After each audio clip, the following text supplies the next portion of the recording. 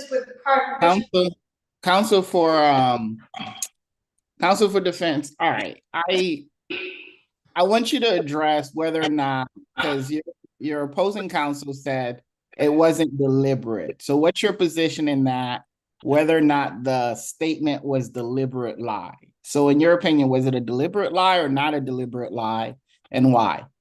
Your Honor, we do believe that this is a deliberate lie, as it shows in the exhibit that Jalen Burgess was convicted of such a crime and that he served his sentence. Your Honor, courts usually consider the elements of knowledge and intention before convicting someone of a welfare fraud.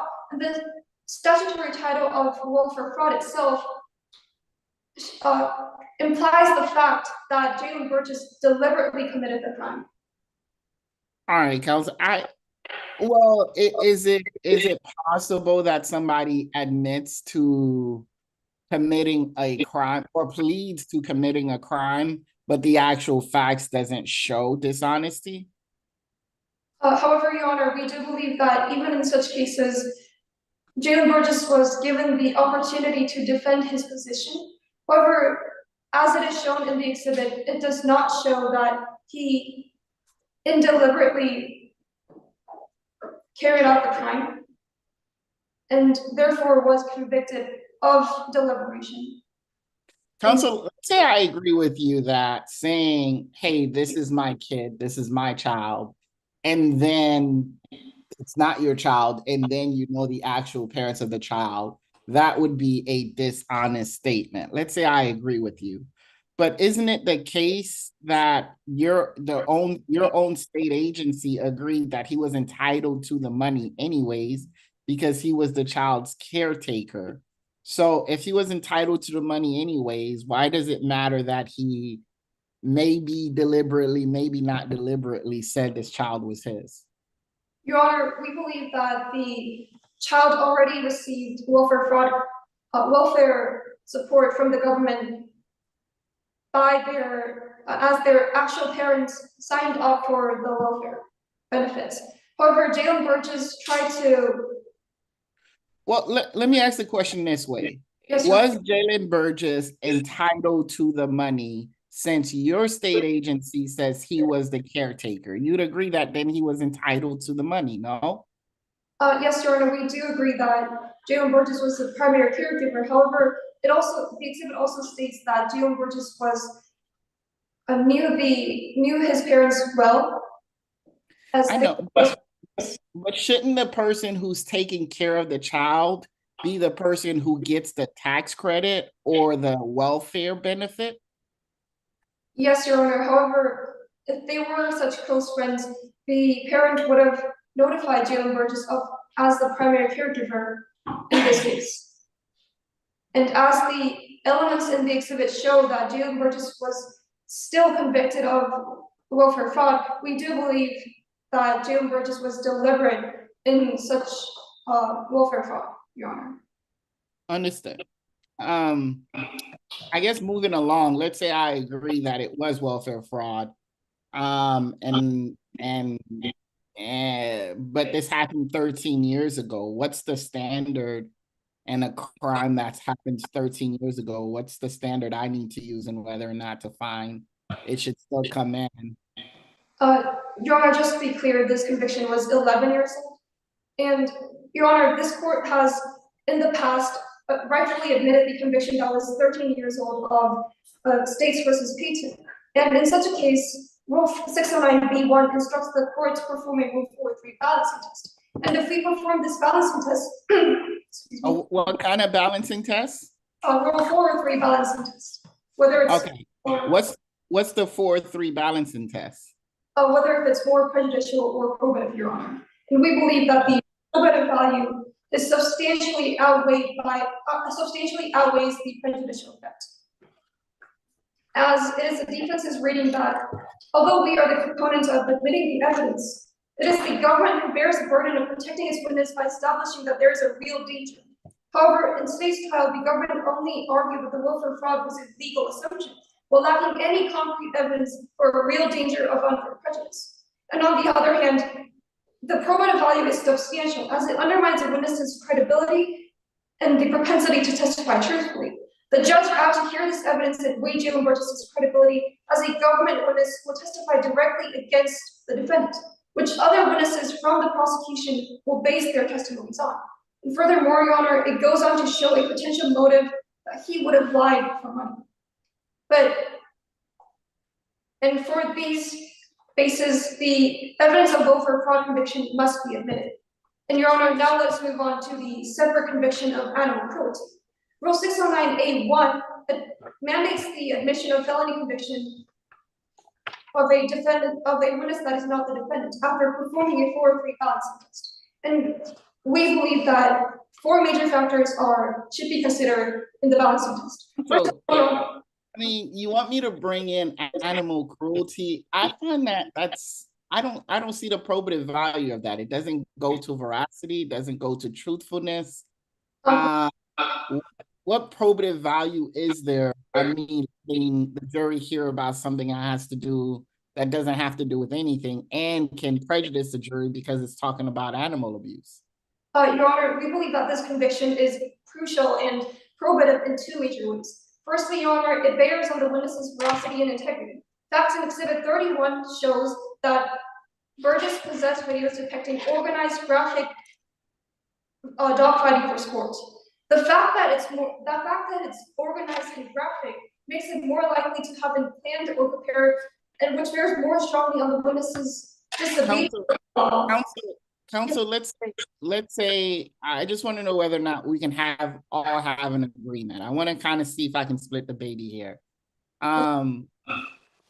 If I allow in the conviction, but don't allow in the name animal cruelty or the facts about animal cruelty, would that be acceptable to the defense?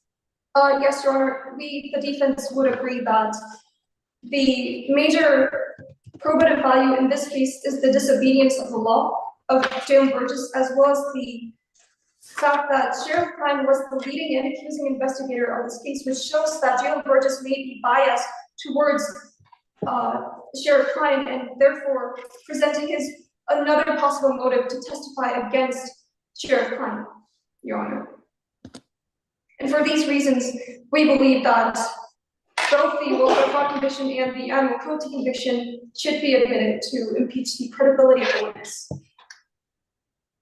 All right, counsel, thank you so much for your time. Counsel for prosecution. Give me 10 seconds.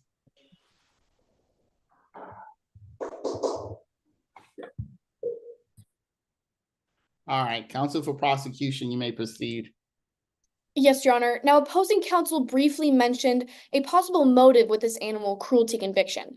I want to remind Your Honor that Jalen Burgess came forward about Sheriff Klein before any of this animal cruelty, before the DUI, before they were pulled over, before they went to court. It has nothing to do with any possible motive if Jalen Burgess came forward before this conviction, before this issue. Now, I also want to step back from the case law for a second and talk about logic. Now, when you hear the words animal abuser, immediately a person is struck by feelings of shock. Counsel, before you go further, it seems like your other side would be agreeable to just the conviction of felony and not get into the facts or the name. Is that an acceptable compromise for the prosecution? Your Honor, I don't believe that the felony conviction would be relevant at all, especially because it happened after Jalen Burgess came forward. Now, because the felony conviction occurred after, it had actually isn't relevant. There a case law that says somebody's general thumbing their nose at the law, that's credible or that's probative for credibility? Isn't that what the case law says? There is a brief amount of case law that states that it may have some probative value, but we again have to look to the facts of this case.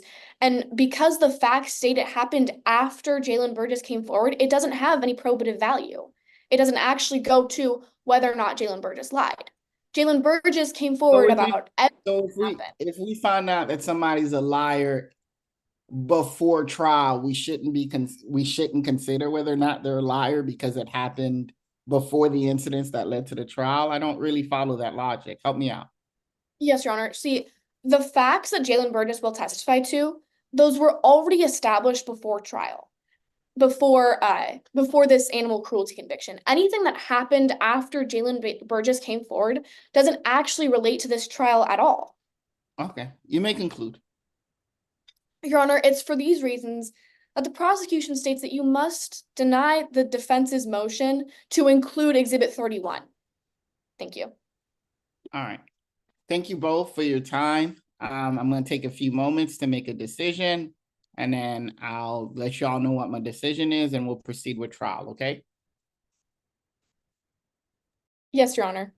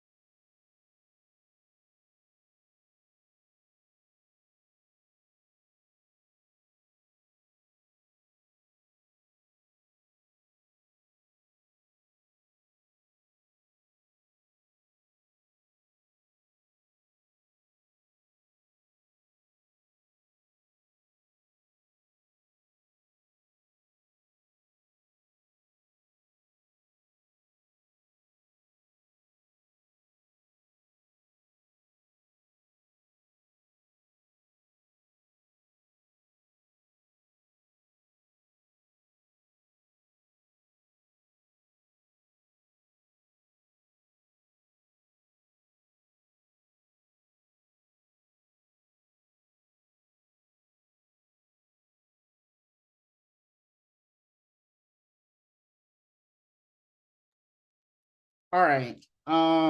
Thank you both. Very well argued both. My decision's as follows. I believe there's maybe an agreement as to the animal cruelty. So I don't, I'll allow that there was a conviction of felony. But I will not allow the name animal cruelty or the facts about animal cruelty come forward. But I will allow that the fact that there was a conviction for animal cruelty to come forward. In regards to the welfare fraud, I find that it is absolutely substantially more probative than it is prejudicial in light of the fact that it's a one witness case about being able to tell the truth. And I found that it's absolutely a crime of dishonesty because even if he was entitled to it, he lied to get it. He said he was the person's parent and he clearly wasn't. And that, I don't know how else you describe that, but a lie.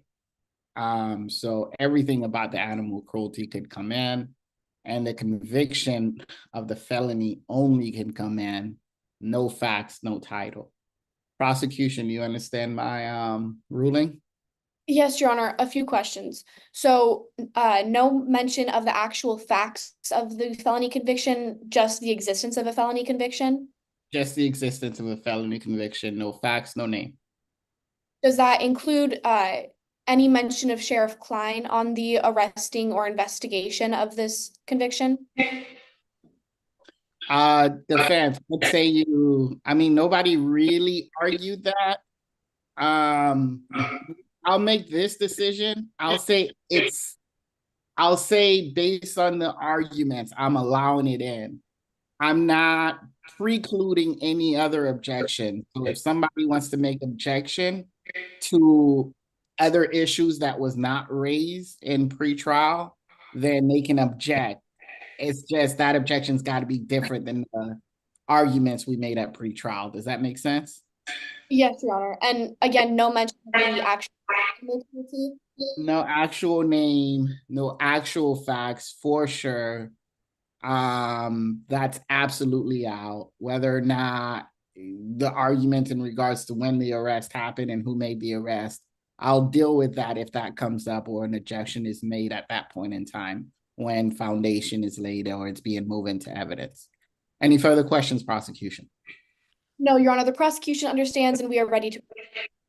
Defense, are you ready to proceed? Your Honor, we believe, just a minor point, Your Honor, we believe that we have raised the fact that Sheriff Klein was the leading and accusing investigator in this case of animal cruelty, and we believe that it should be admitted along with the unnamed felony conviction that it was Sheriff Klein who led and accused Jalen Burgess. Okay.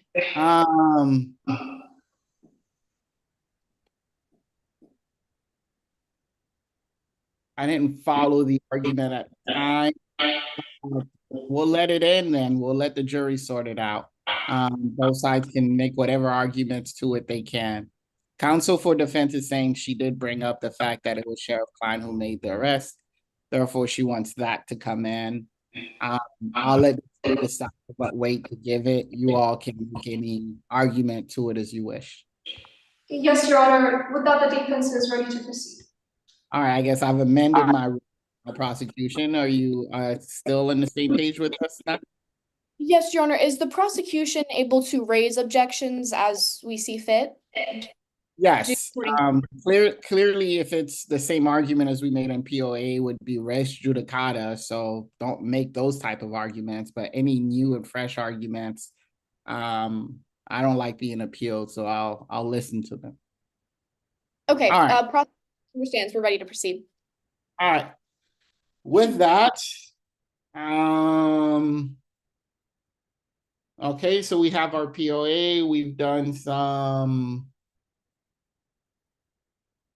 our POA. My trial order is as follows. Everybody can move however they want. You have free reign. I'll constructively invoke 603 pre-sworn in. I'll invoke 615 sequestration. I do understand that the party representatives are Ms. Valentine for the prosecution if they choose, and obviously the defendant is the party for the defense, Michelin Klein. With that trial order in mind, is there anything further from the prosecution they'd like to address as far as housekeeping? Yes, Your Honor. Would you prefer us to ask permission to screen share our exhibits and demonstratives, or would you like us to just let it reflect on the record? Just reflect it on the record. Yes, Your Honor. Anything further from the defense as far as housekeeping? Yes, Your Honor, the defense would like to request a 5-minute break between the changing of cases between the prosecution and the defense and before closing arguments. Most likely I will grant that, but let's kind of deal with that when we get there in case there's issues, time issues, or all lost time issues, and we need to kind of press the gas. So I'll make that decision as I see fit. Please make that request at the appropriate time, and then kind of look at time issues if there's any at that point. Does that make sense to you, defense? Yes, Your Honor. All right. Anything further, defense, as far as housekeeping? Your Honor. All right. With that said, prosecution opening.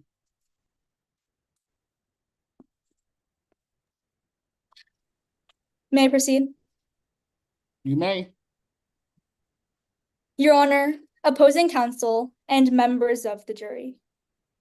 If you mess this up, I will be out of a job, and you won't have a roof over your head. These are the words of the defendant, Sheriff Michelin Klein, who was going to get a conviction at any cost. It was September 13th, 2013, when the defendant and Jalen Burgess entered the sheriff's office. The defendant briefs Miss Burgess on the facts she needs to know and slides her a portrait to memorize, then ushers her into a cramped interrogation room with a deputy.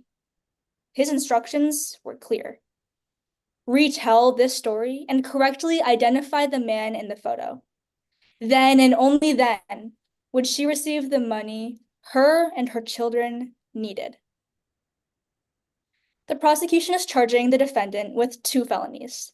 First being subornation of perjury under oath, meaning the defendant intentionally coerced Miss Burgess to lie under oath. And the second being bribery of a witness, meaning the defendant paid Miss Burgess for her false testimony. The prosecution will prove these points beyond a reasonable doubt. Now, members of the jury, reasonable doubt does not mean complete certainty, but rather that by the end of today's trial, there will be no other logical conclusion other than the fact that the defendant intentionally committed subornation of perjury under oath, along with bribery of a witness. The prosecution will show you the facts and how the defendant was going to get a conviction at any cost. First, you will learn that the defendant desperately needed a conviction. You will learn that crime in SF County was rising, but more importantly to the sheriff, his approval rates were falling. With an unsolved open murder case and the community demanding answers, there was only one way for him to make his ratings go back up. And that was by finding the actual killer. Or choosing one. So what does the defendant do when he can't find the killer? He turns to his community informant, Miss Jalen Burgess, and feeds her the information she needs because he knows that she will do exactly what he knows the place is right. His desire for re-election clouded his vision, making only one thing matter, and that was getting a conviction. Second, you will learn that the defendant used coercion to get his conviction. Miss Jalen Burgess will tell you about the life on the streets of Empyrean, what raising 2 children was like.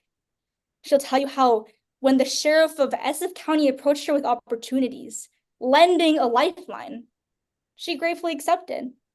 She'll tell you how the relationship was informal. She would give occasional leads on local crime in return for a short sum.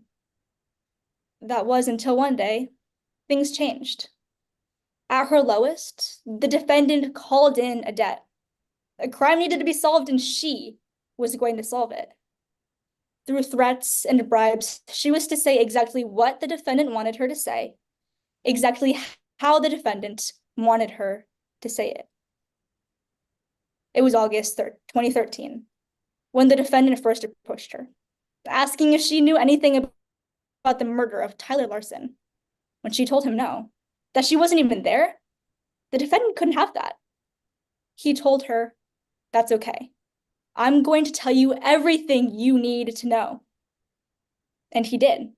He walked her through the facts and the details, date, time, location, down to the model of car used in the murder.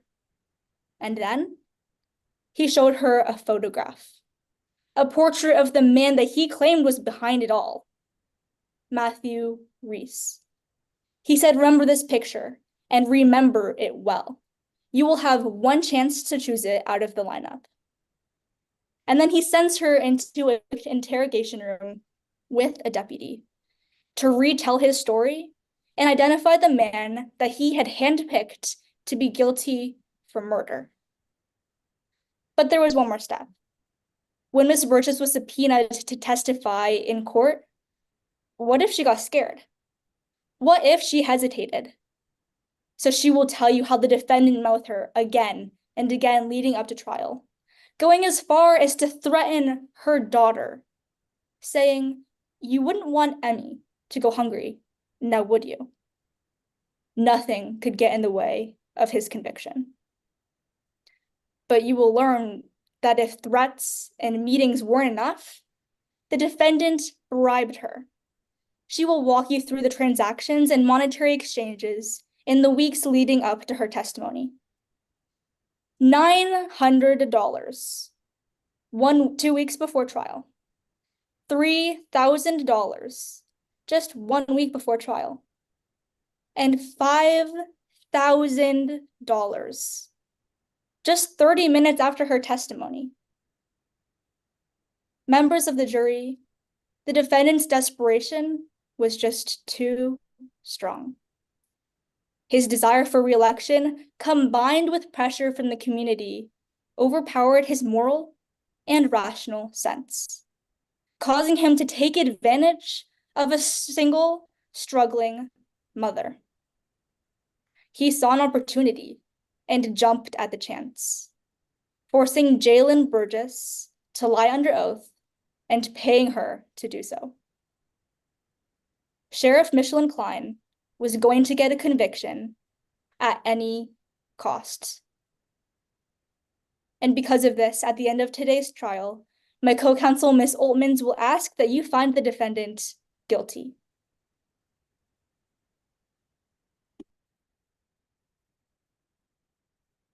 All right. Thank you, prosecution.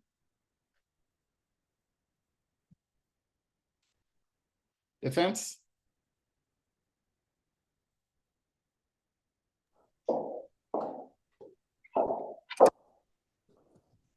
Before I proceed, Your Honor, my name is Insa Peck, P-A-E-K. May I proceed, Your Honor? You may. The defendant had to get the conviction at any cost.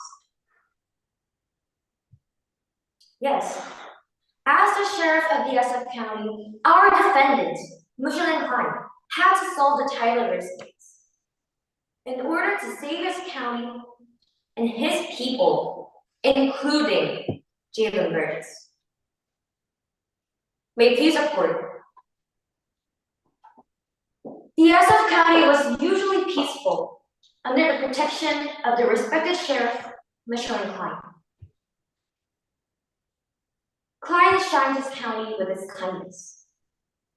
However, one day, in June 2016, the courtroom buzzed with tension. People were shouting, cameras flashing, and court clerks were frantically typing. The Tyler Larson case, the murder case that have made people tremble in fear for years, has finally come to an end. All thanks to Jalen Burgess.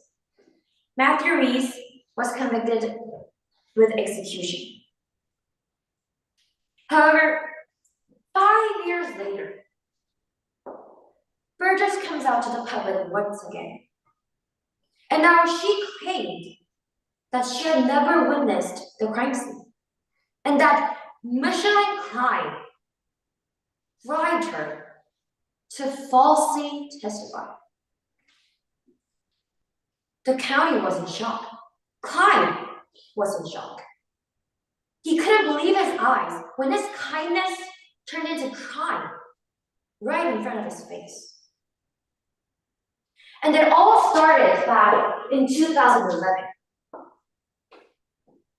Jalen Burgess has just been robbed, and she was also the victim of homelessness and a single parent of 2 children. Now, Klein, who was in charge of this case, tried his very best to help Burgess, and even after this case, he even used his own personal money to help Burgess with her financial situation. He asked Burgess to be his informal informant in exchange of money, where of course the informal informant part was just an excuse. And in 2013, at a town hall meeting, Jalen Burgess came forward to Michelin Klein, claiming that she was the witness of a murder case, the Tyler Larson case. And trusting Burgess and determined to serve justice back, Klein guided Burgess throughout the whole investigation process and helped her testify in court. And now today, in the same court, Burgess is accusing Klein of bribing her to falsely testify, when all our defendants did was treat her with nothing but good intentions. Today, the prosecution has a burden of proof to prove beyond a reasonable doubt, which is the highest burden in the United States justice system. The 2 counts and its elements are: first, subornation of perjury and murder. The defendant willfully procured Jalen Burgess to falsely testify, commit perjury. The defendant acted with the intent that Jalen Burgess would deceive the jury. Jalen Burgess committed perjury. And second, bribery of a witness. The defendant gave, offered, or promised a bribe to a witness, and the defendant acted with corrupt intent to persuade the witness to agree that the bribe would unlawfully influence the testimony of the witness. And members of the jury, throughout this trial, if the defense succeeds at raising at least one reasonable doubt, then your choice is for the defense. And in today's trial, the defense will prove that our defendant had no corrupt intentions at all. In fact, his every action was an act out of kindness. And to establish this, the defense brings 3 witnesses to stand.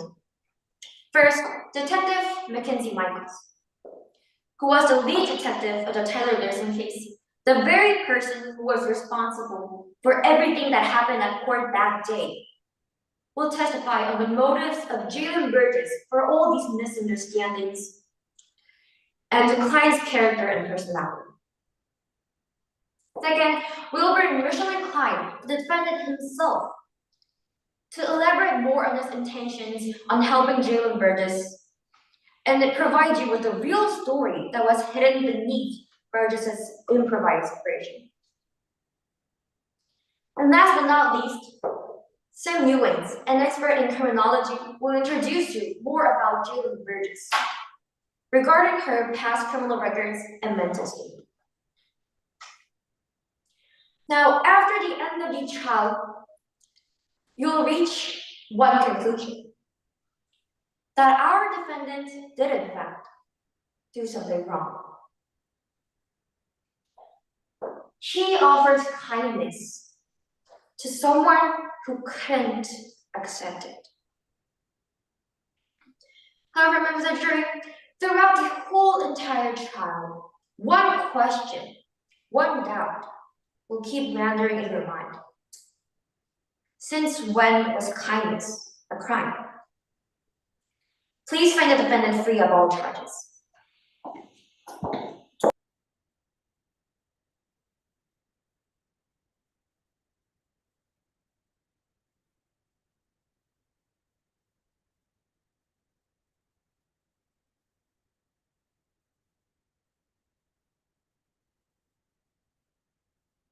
Thank you so much, defense.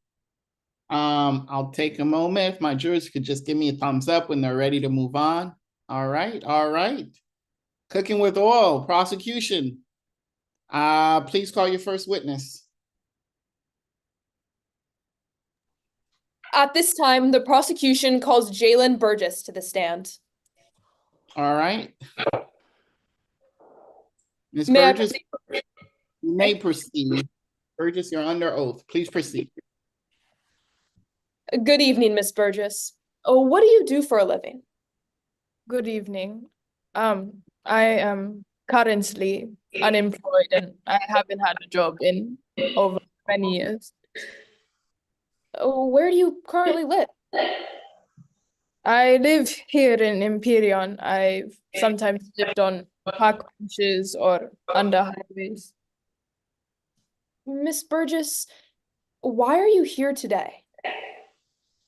I'm here to tell the truth. I lied back in the 2016 trial because Klein told me. How did you first meet the defendant, Sheriff Clark?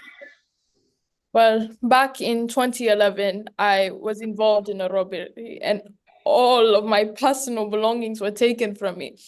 I wanted to gain something, so I called 911 and they directed me to Klein.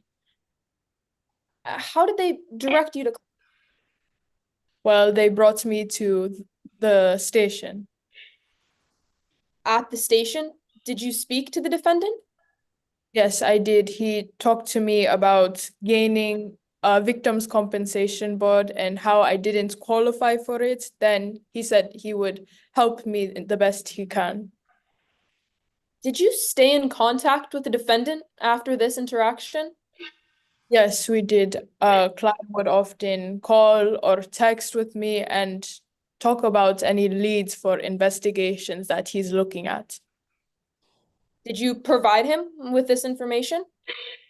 Well, I told him anything I knew. I lived in Empyrean all my life, so I tried my best to help him out.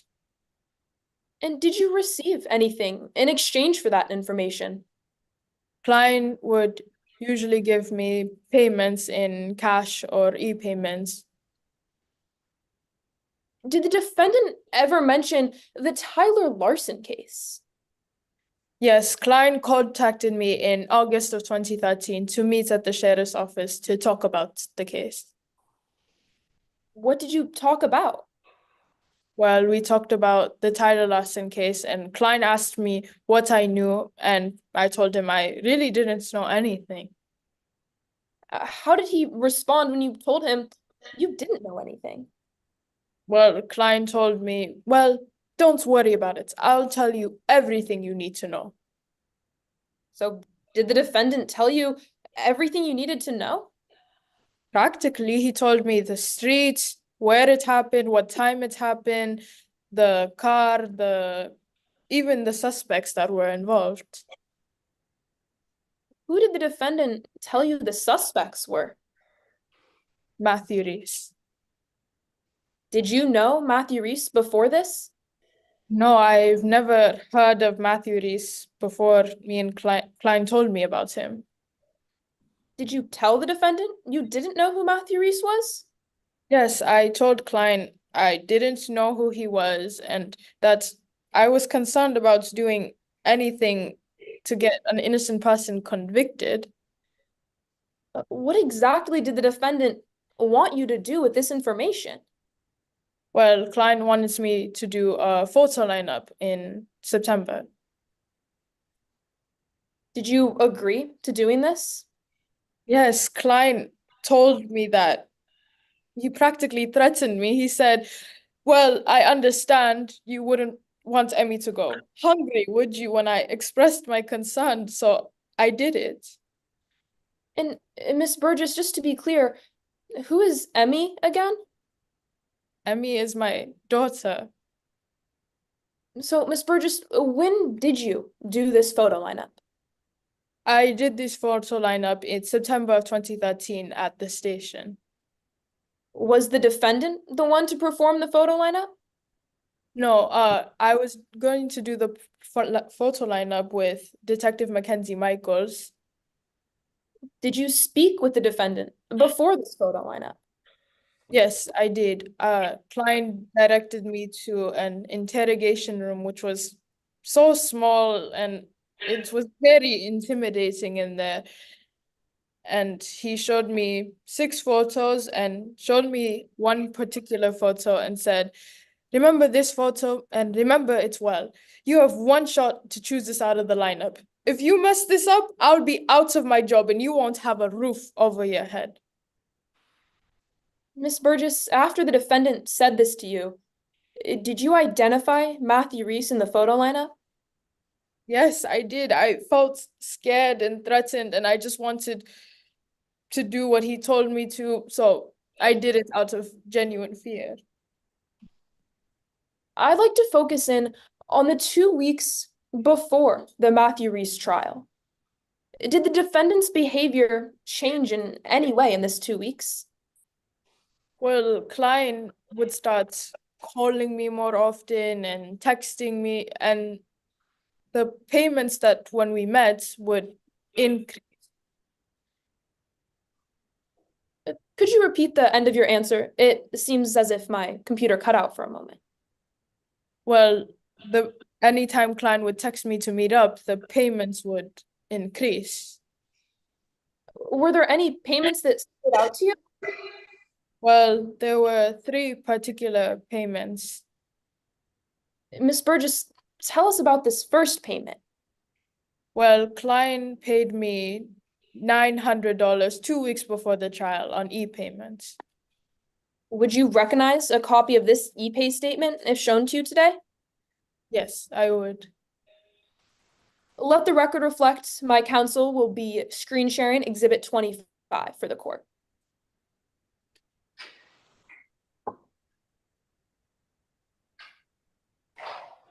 Miss Burgess, can you identify this exhibit for the court?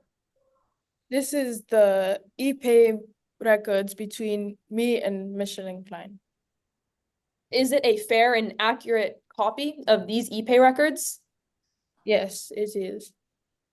At this time, the prosecution offers Exhibit 25 into evidence. Any objections? No objections, Your Honor. Without any objections, it'll be an as states 25.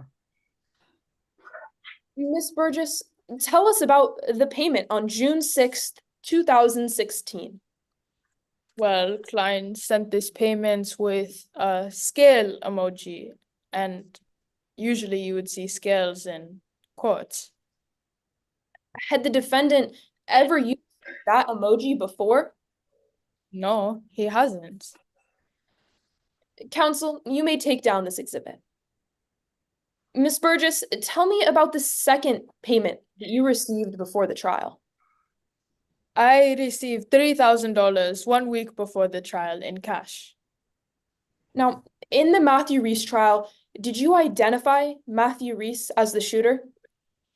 Yes, I did. I did exactly what Klein told me to do. And was Matthew Reese convicted? Yes, he was. He was sentenced to life in prison. Were you in contact with the defendant after giving your testimony?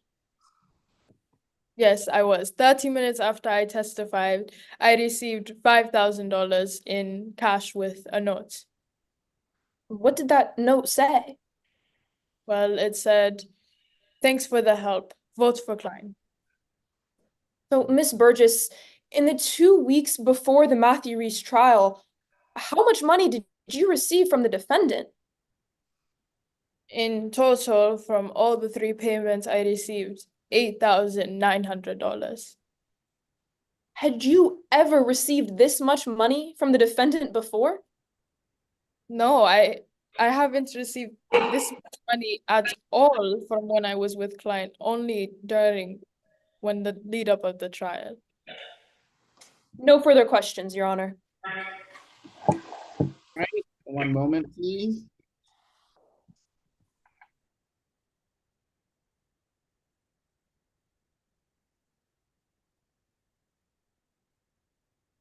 All right, Cross.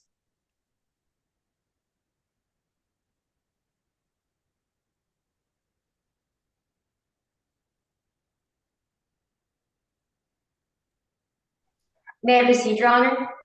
You may. Good afternoon, Miss Burgess. Good afternoon. So, Miss Burgess, you're a single parent of 2 children, right? Yes, Emmy and Erin. And you would basically work any place to earn money, right? Can you repeat the question? It cut out. You would basically work any place to earn money, right? Yes, any type of job to receive any payments by the end of the week to support me and my 2 children. Yes, you're willing to do anything for your children, yes? Yes, I love them with all my life. In other words, you are desperate. I was 100% desperate. Yes, and in this desperate situation, Klein used to give you money, right? Yes, Klein would give me money for when I told him about investigations. Now, let's move on to your first meeting with Klein. When you first met, Klein was the investigator of your case, right?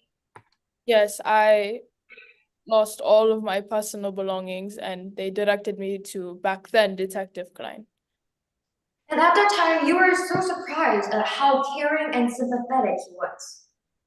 He was very caring back then when I needed the support for a victim's compensation board. He was professional and also personable at the same time, yes? Yes, he was that type of person. And during your various meetups afterwards, he gave you some money, saying that it was something for the kids, yes? Yes, back then, yes, he would say that. And at the town hall meeting, Klein announced that he wanted to improve the victims' lives in the aftermath of the criminal cases, yes? Yes, he did say that.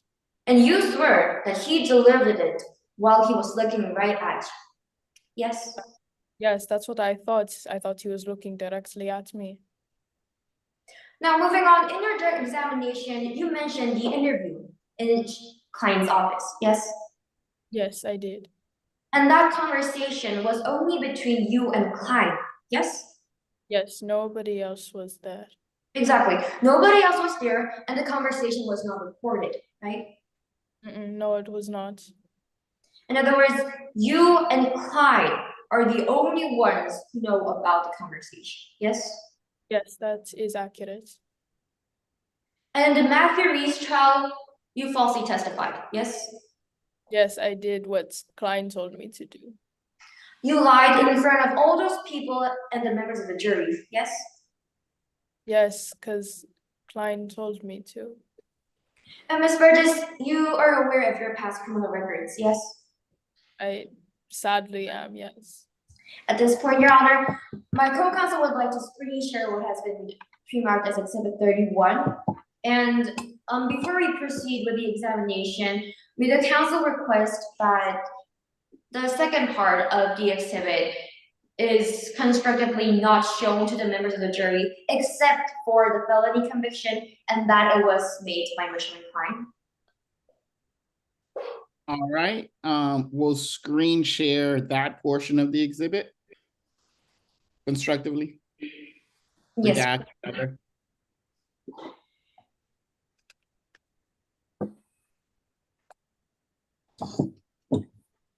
So, Ms. Burgess, if you can see on Exhibit 31, you were convicted of welfare fraud in 2012, yes? Yes, I was. Objection, Your Honor. This exhibit has not been entered into evidence. May I respond, Your Honor?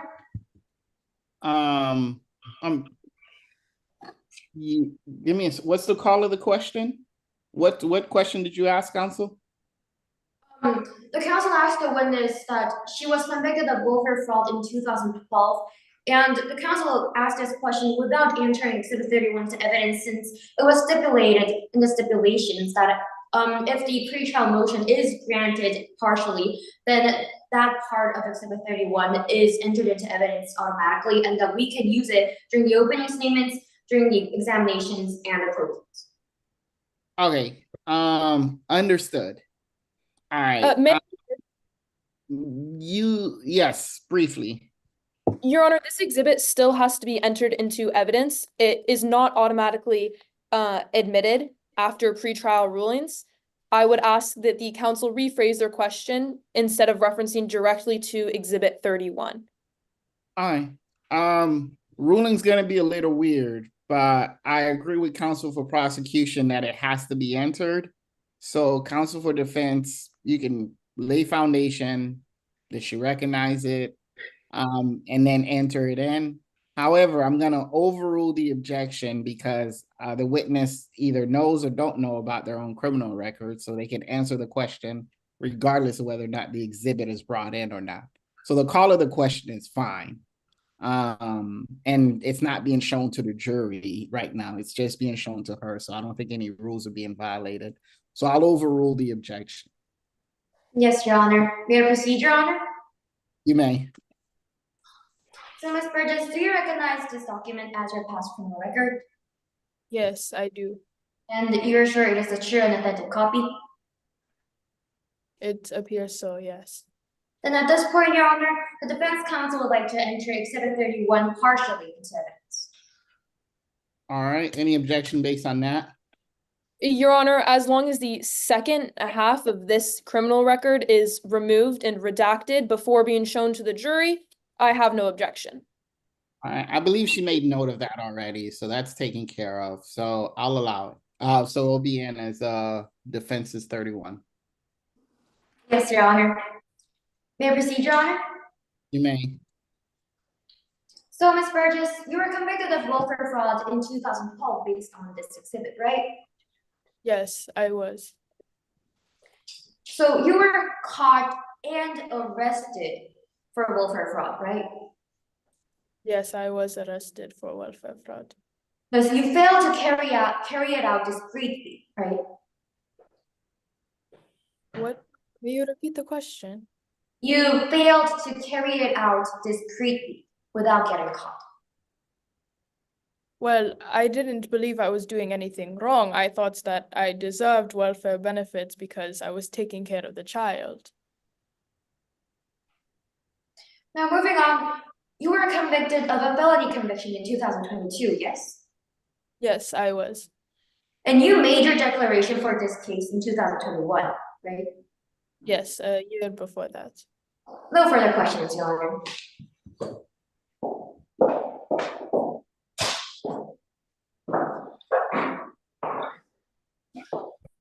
All right. With that, any redirect? Yes, Your Honor. Miss Burgess, the defense just brought up your welfare fraud conviction. Could you explain to us what happened in this instance? Well, I was taking care of one of my friend's child, and at the time I believed that I deserved welfare benefits for taking care of the child. I didn't know that the parents were receiving the welfare benefits, so I believed that I was allowed to have them for taking care of their child. Miss Burgess, did you lie on purpose in this situation? Objection, Your Honor, that the scope of the redirect is out of my cross-examination. Overrule, I think this is all Exhibit 31 base. Overrule. Yes, Your Honor. Miss Burgess, I'll repeat my question. Did you lie on purpose when claiming this child for welfare? No, I truly believe that I deserve the welfare benefits to take care of that child. No further questions, Your Honor. Okay. With that, any recross? None, Your Honor. All right, let's just give it a moment.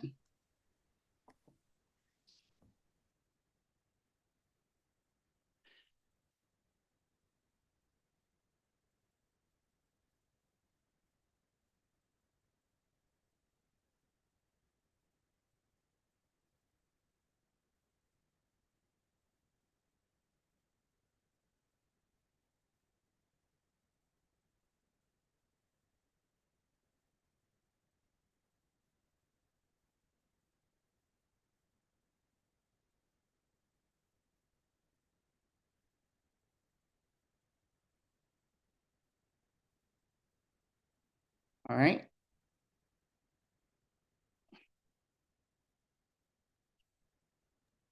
May I proceed, Your Honor? You may get one moment.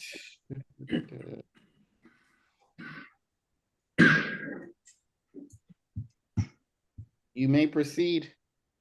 At this time, the prosecution calls Mikey Grace to the stand. Good afternoon, Miss Grace. Good afternoon. Could you please state your name for the jury? My name is Mikey Grace. What do you do for a living? I'm an actress by day, and at night, I'm a park ranger. How are you related to this case? Well, when I was working my second job as a park ranger, I saw Sheriff Klein doing some shady stuff. What did you see them doing? They kept having these meetings in the middle of the night with the same person. Who was that person? It was Jalen Burgess. Miss Grace, how do you know Miss Burgess? Well, she's a homeless mother with 2 children, and sometimes she spends the night in the park. And I guess there's not really much else to do at 3 a.m. So sometimes we have conversations, and I try to help her out when I can. How many times did you see them together in the park? I've seen them together at the park 5 times. Do you have a recollection of what happened during each of these times? Partially for some of the times, but others I don't fully remember since it was so long ago. But I remember taking notes during the instances. Did you take notes while these instances were fresh in your mind? Yes, it was no more than 5 or 10 minutes after. Do these notes accurately reflect your knowledge on this incident? Yes. Your Honor, at this time, the prosecution asks to screen share Exhibit 29. You may.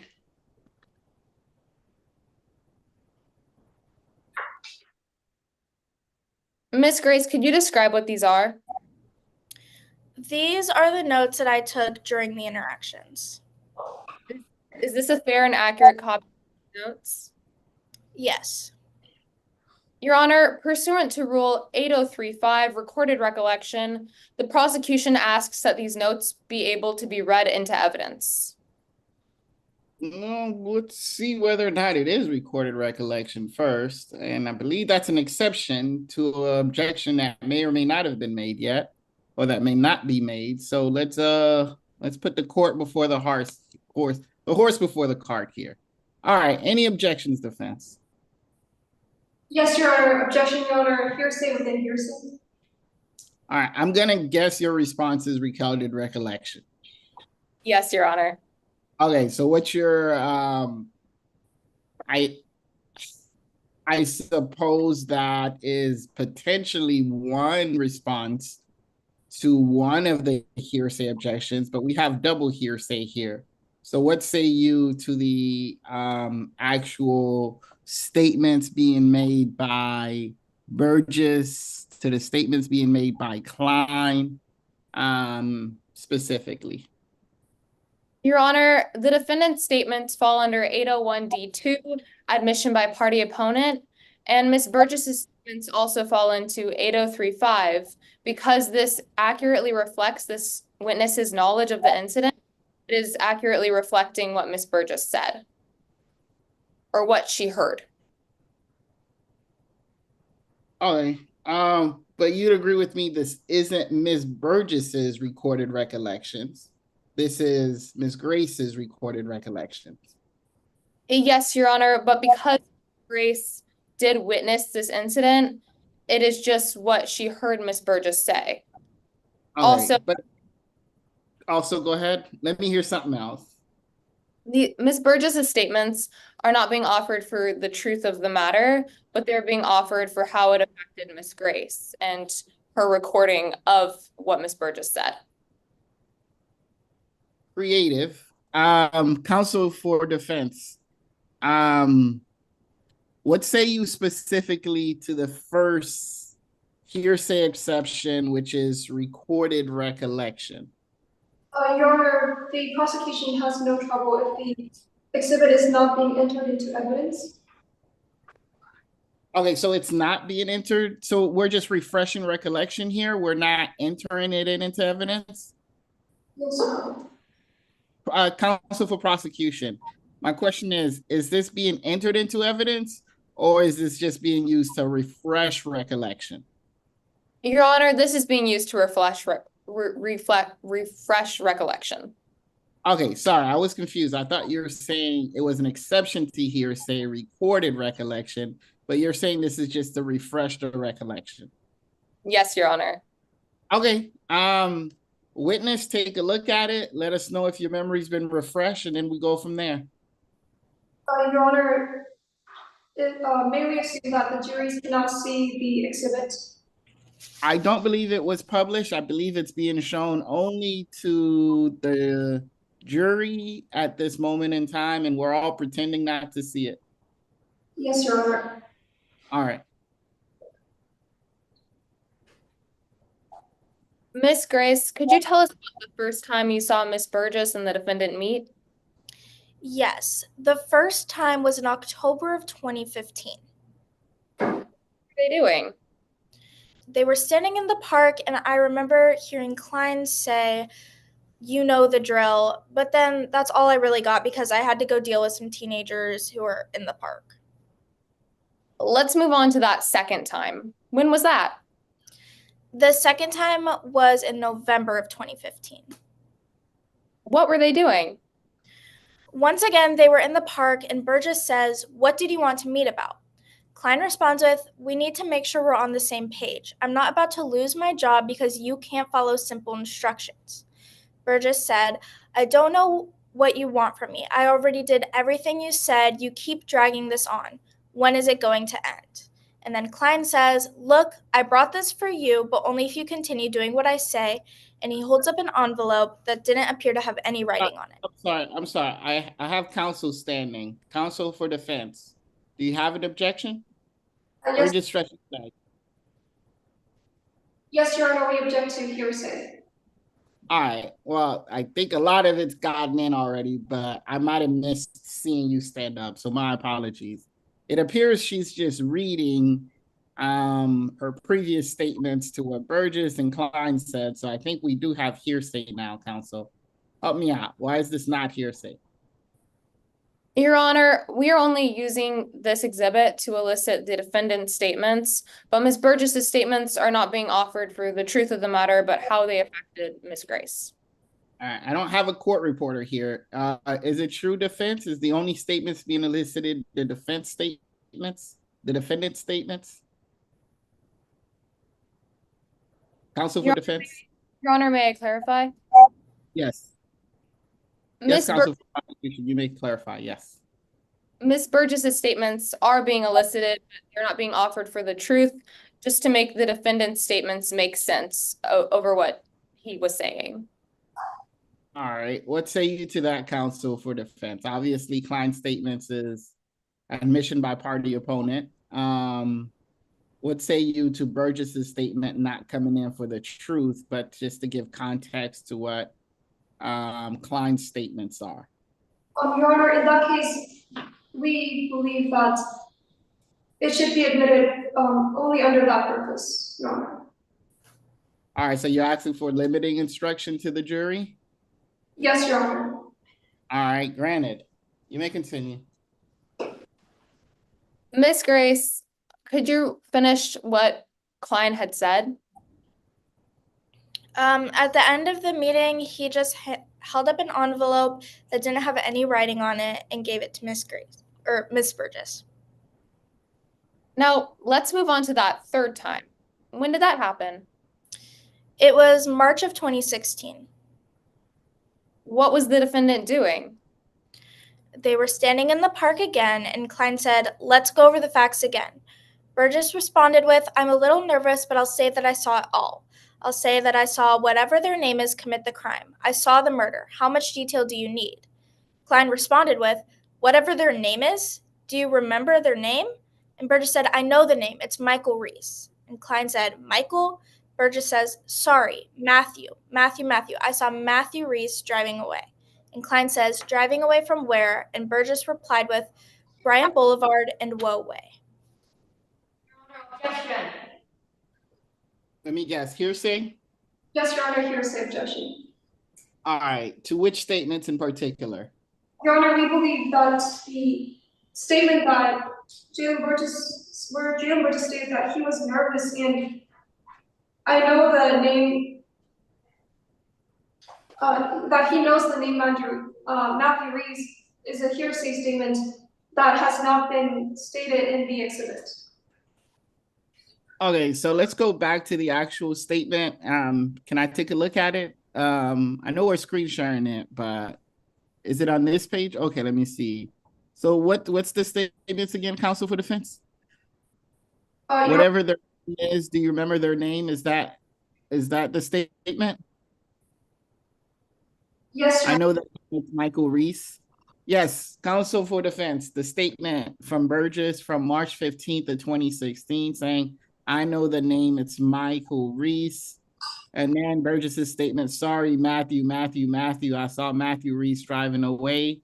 And then the statement, Bryant Boulevard and Warway. Why are those three statements not hearsay? Your Honor, these statements are not being offered for the truth of the matter, but how Klein responded to them. Well, since all of these statements would be lie, I guess they are not being offered for the truth. I would agree to that. We all agree that all these statements are lie. That's why we're having the second trial. So I'm kind of leaning and letting it in because it's not coming in for the truth, counsel. What say you, counsel for defense? Your Honor, we do believe that this is being used to prove the truth of the matter, as it asserts the fact that Jalen Burgess did not know the name of Matthew Reese. So I would imagine the matter being asserted here is that Matthew Reese is the person who drove away after the shooting. And that's certainly not the truth, right? Otherwise, we wouldn't be having this trial. So help me out, counsel for defense. How is that coming in for the truth again? Your Honor, we believe that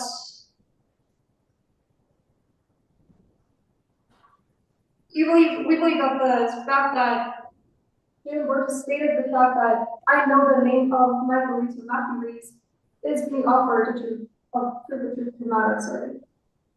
All right, I'll overrule the objection. I mean, we wouldn't be here if it was for the truth, so I'll overrule the objection. Yes, Your Honor. Now, Miss Grace, let's talk about that fourth time.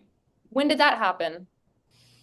The fourth time was October 13th, 2016.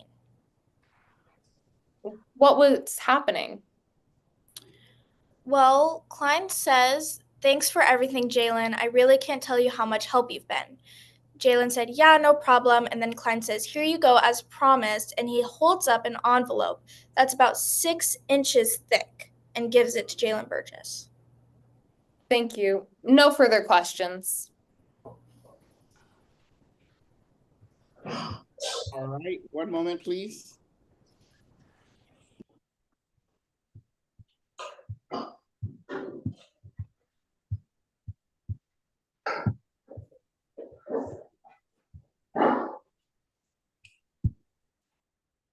All right.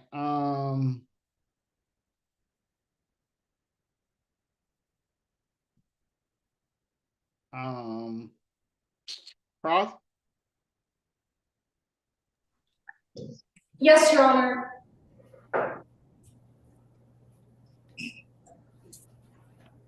May I proceed, Your Honor? You may. Good day, Ms. Grace. Good day. You're a park ranger at Course. Yes, I am. And as a park ranger, you are trained to write incident reports. Yes. It's a part of your job. Yeah, it is. And so you take notes on your phone when you see an incident happen. I do.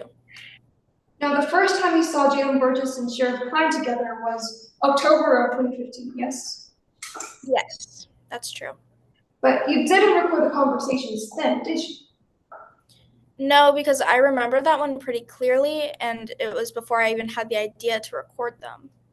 And you didn't take notes of those conversations, did you? No, I didn't think of it, honestly. Right. And now the second time you saw them together was around November of 2015. Yes. And at that time, you were very tired. I guess so, yeah. In fact, you were so tired that you had to take an extra shot of 5-hour energy. Yes, I did. And that was to keep you awake. Yes, and I'd say it worked pretty well. So you're telling me that without the energy drink, you wouldn't have been able to write the report? I don't think so, no. Is that a yes to my question, that yes, you couldn't have written the report?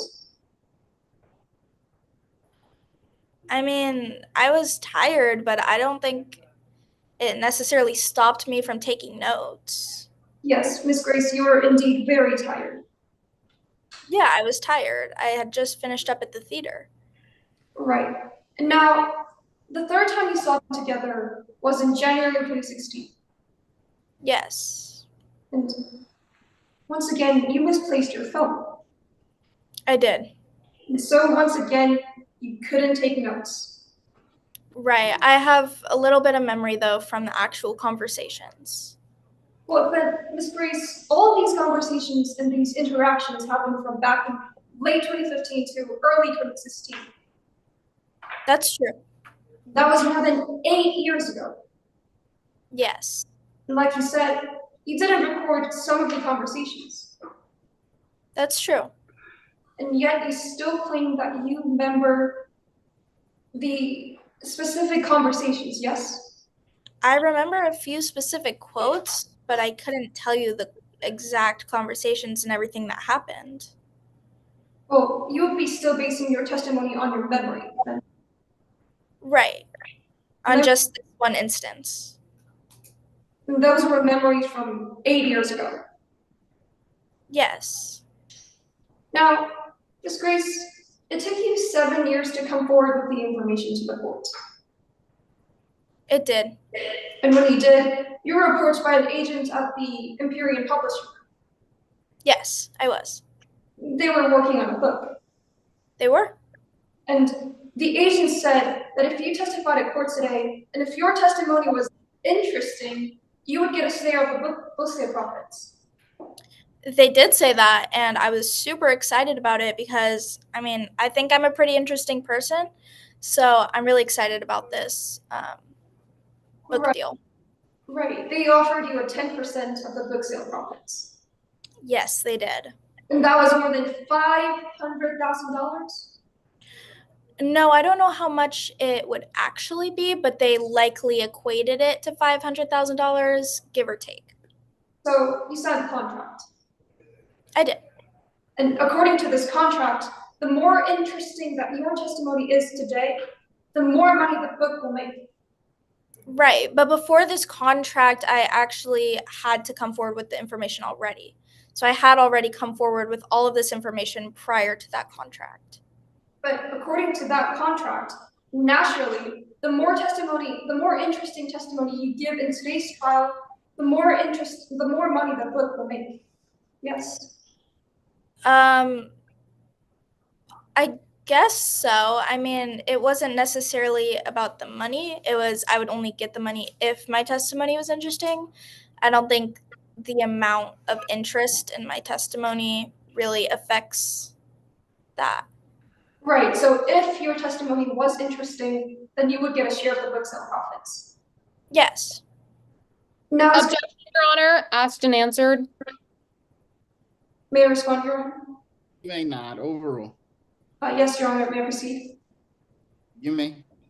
And Miss Grace, you would say your true talent and passion is in acting, Absolutely. and you wouldn't say that acting pays you much. I mean, it doesn't pay me a great deal. That's why I have a second job to really make sure I'm financially comfortable. So, Miss Grace, this offer really persuaded you to testify in court today. I mean, that is why I'm testifying. Yes. Right. So, you're testifying in court today, playing the role of a witness. Yes, I am. And you want everyone to believe your story. Not necessarily in regards to this testimony.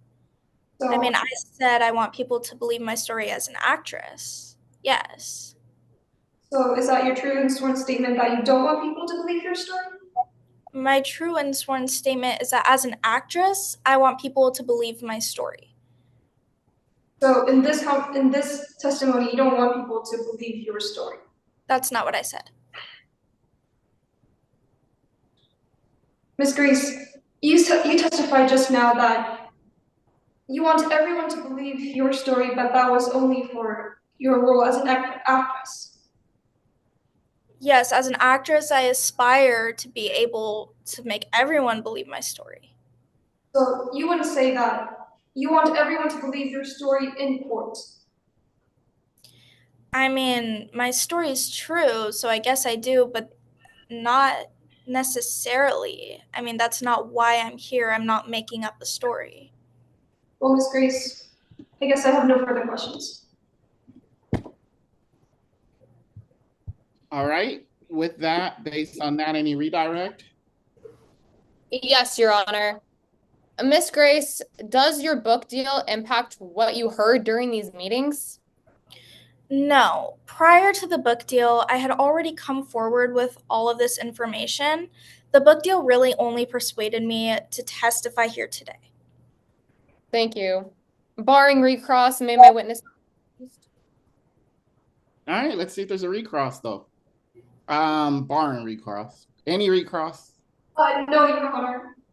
You are correct. There is no recross. Witness may step down. Prosecution, please call you next. Oh, one moment.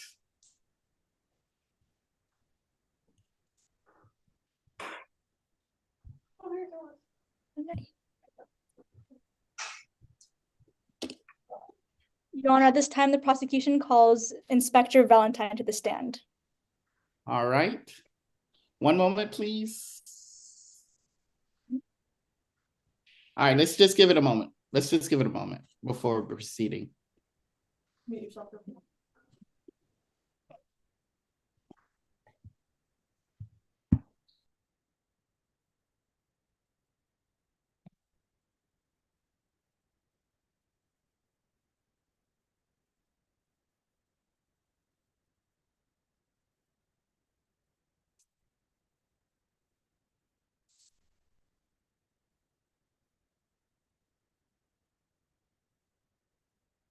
All right, please proceed. Good evening. Can you please introduce yourself to the jury? Good evening. My name is Steph Valentine, like the holiday. Miss Valentine, what do you do for a living? I'm an inspector with the Public Accountability Unit of the Essex County District Attorney's Office. And how long have you been an inspector at the DA's office? I believe it's been 6 years now. I started when I was in 2018. So what did you do before this? Before that, I was actually a police officer with the Pacific City of the Police Department. And what training did you complete to become a police officer? Well, when I moved to Empyrean, I attended the police academy, and I also became certified in law enforcement standards. So how long were you a police officer for? That would have been nearly 2 decades, I believe. And what positions did you hold while during those 2 decades? Well, I started as a patrol officer, but in 2013, I moved my way up to sergeant. What responsibilities did you have as sergeant? Well, given that it's a leadership role, I had many responsibilities, but one of my favorites was actually training the new officers in peace officer standards.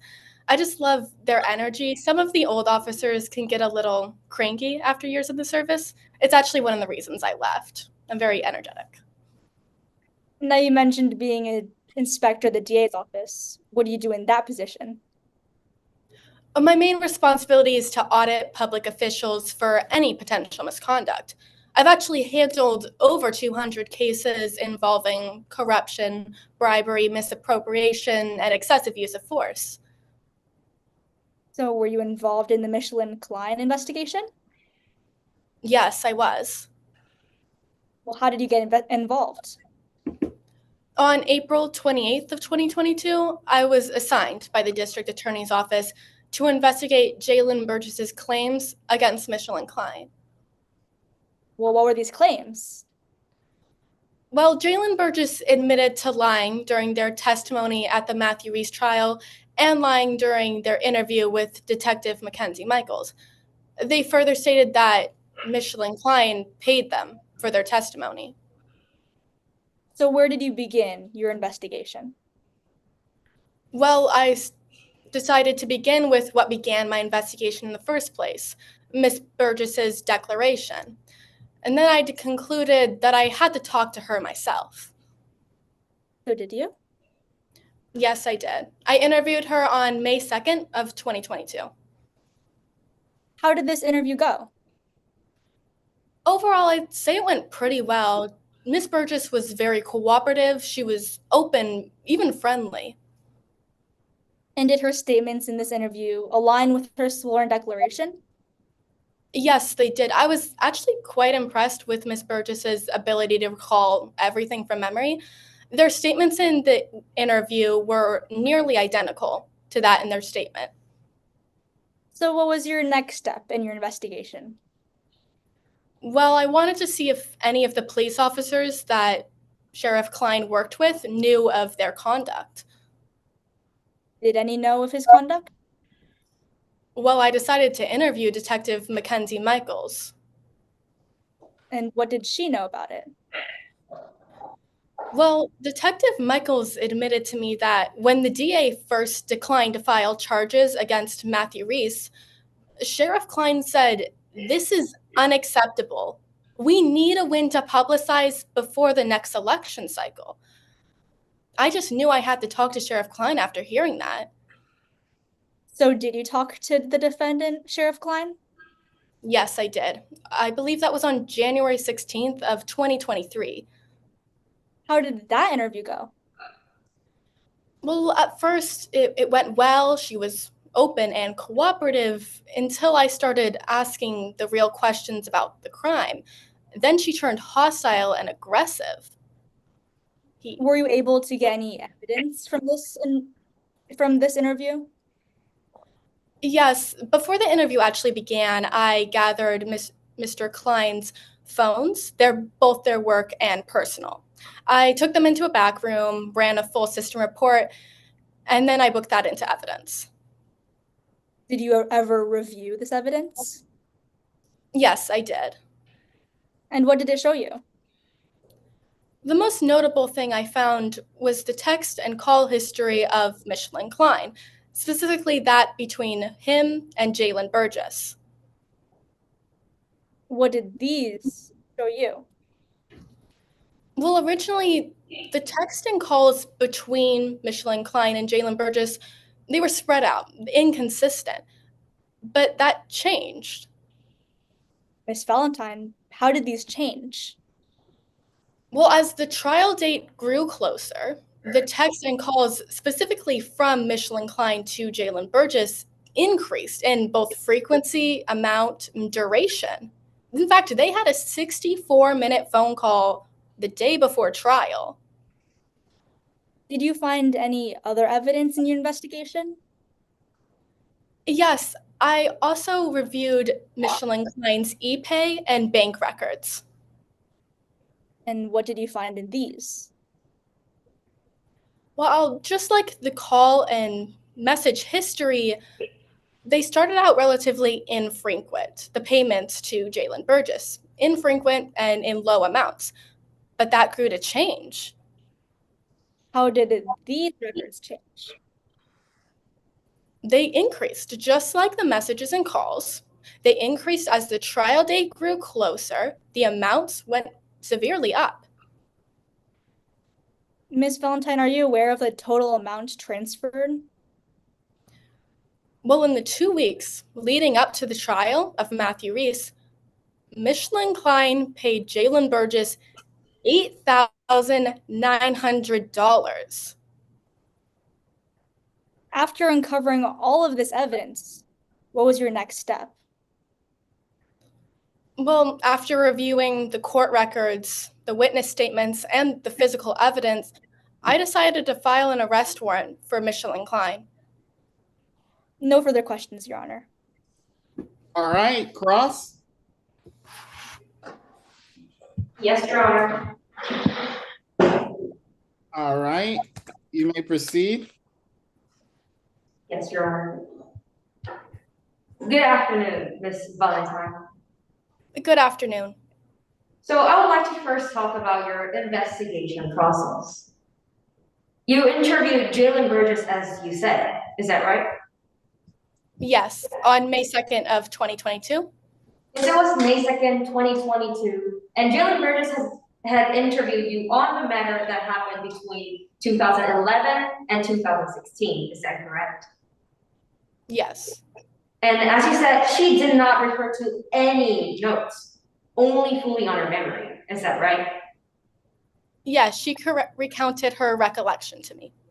Yes, she collected her recollection that happened 11 to 6 years ago without referring to any notes. Am I getting right there?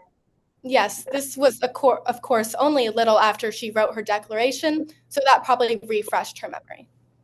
But yes. I would like to talk about Jalen Burgess in depth a little bit more. So when you interviewed Jalen Burgess, you pretty much believed in her, right? I wouldn't say that. I reviewed her claims. But you're saying that you didn't believe her, but you did rely and base your investigation on her testimony. Are you saying? I'm sorry. I am an inspector. I came in with as much of an unbiased point of view as I could. But yes, I used her testimony to gather evidence. Yes. But when you interview her, you're not aware of any of her criminal records, right? No, I was not investigating Jalen Burgess, her claims. Right, but you're not aware of her felony conviction, right? I was not aware of that. Of course, I've been in court today, so I did hear about it earlier. And you're not aware of the misdemeanor conviction of welfare fraud, right? At the time of my investigation, no. And then are you saying that you do know about the misdemeanor conviction now? Well, as I was saying, I've been in court today, so I've gathered some information. Sorry. Okay, now I would like to move on to our next point. Would you recognize the exhibit of cash withdrawal records if I share to you? Yes, I would. Okay, let the record reflect that my co-counsel is sharing what is the prerequisite exhibit 24. Do you recognize this document? Yes, I do. And is this true and authentic copy of that document? I believe it is. At this point, Your Honor, we would like to enter exhibit 24 into evidence. Are any objection? No objections, Your Honor. May I proceed? You may. Yes. Now let's go through what it says on the exhibit. So please read silently along as I read it out loud. So if you look at the description, it only says cash, cash, cash, cash, and all the way down it only says cash. Am I right? You're reading that correctly. So there is no record about this cash usage. There's no description here, yes. Right. And there isn't any other evidence than this to prove that these cash withdrawals were used in particular usage, right? I did not gather any physical evidence, no. And only evidence that you had to infer this usage was Jalen Burgess' testimony. Am I correct? Jalen Burgess did explain what when they received cash money, yes. It was only Jalen Burgess' testimony. Yes. No further questions, Your Honor.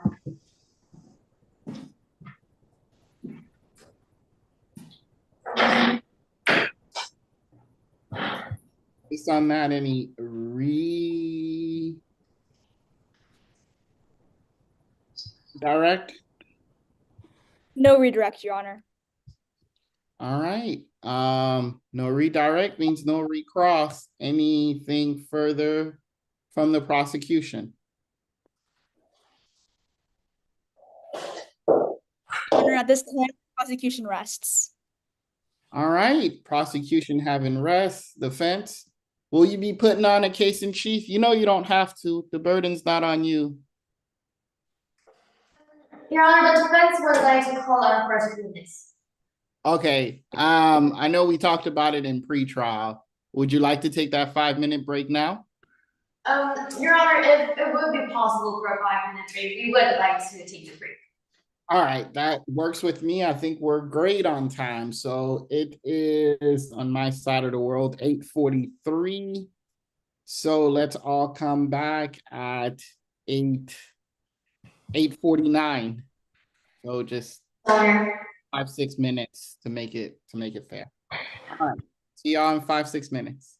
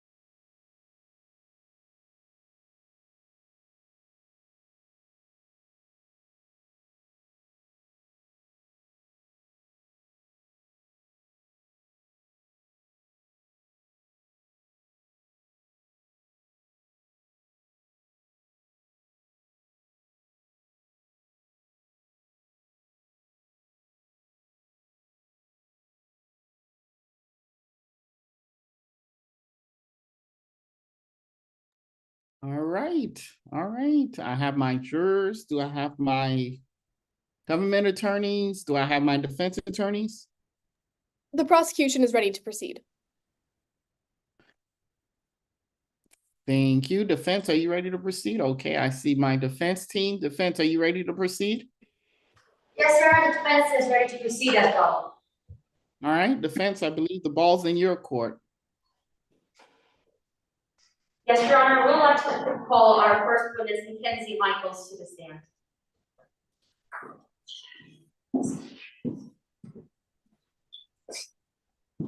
Is our guest witness present? I believe I see a Miss Michaels.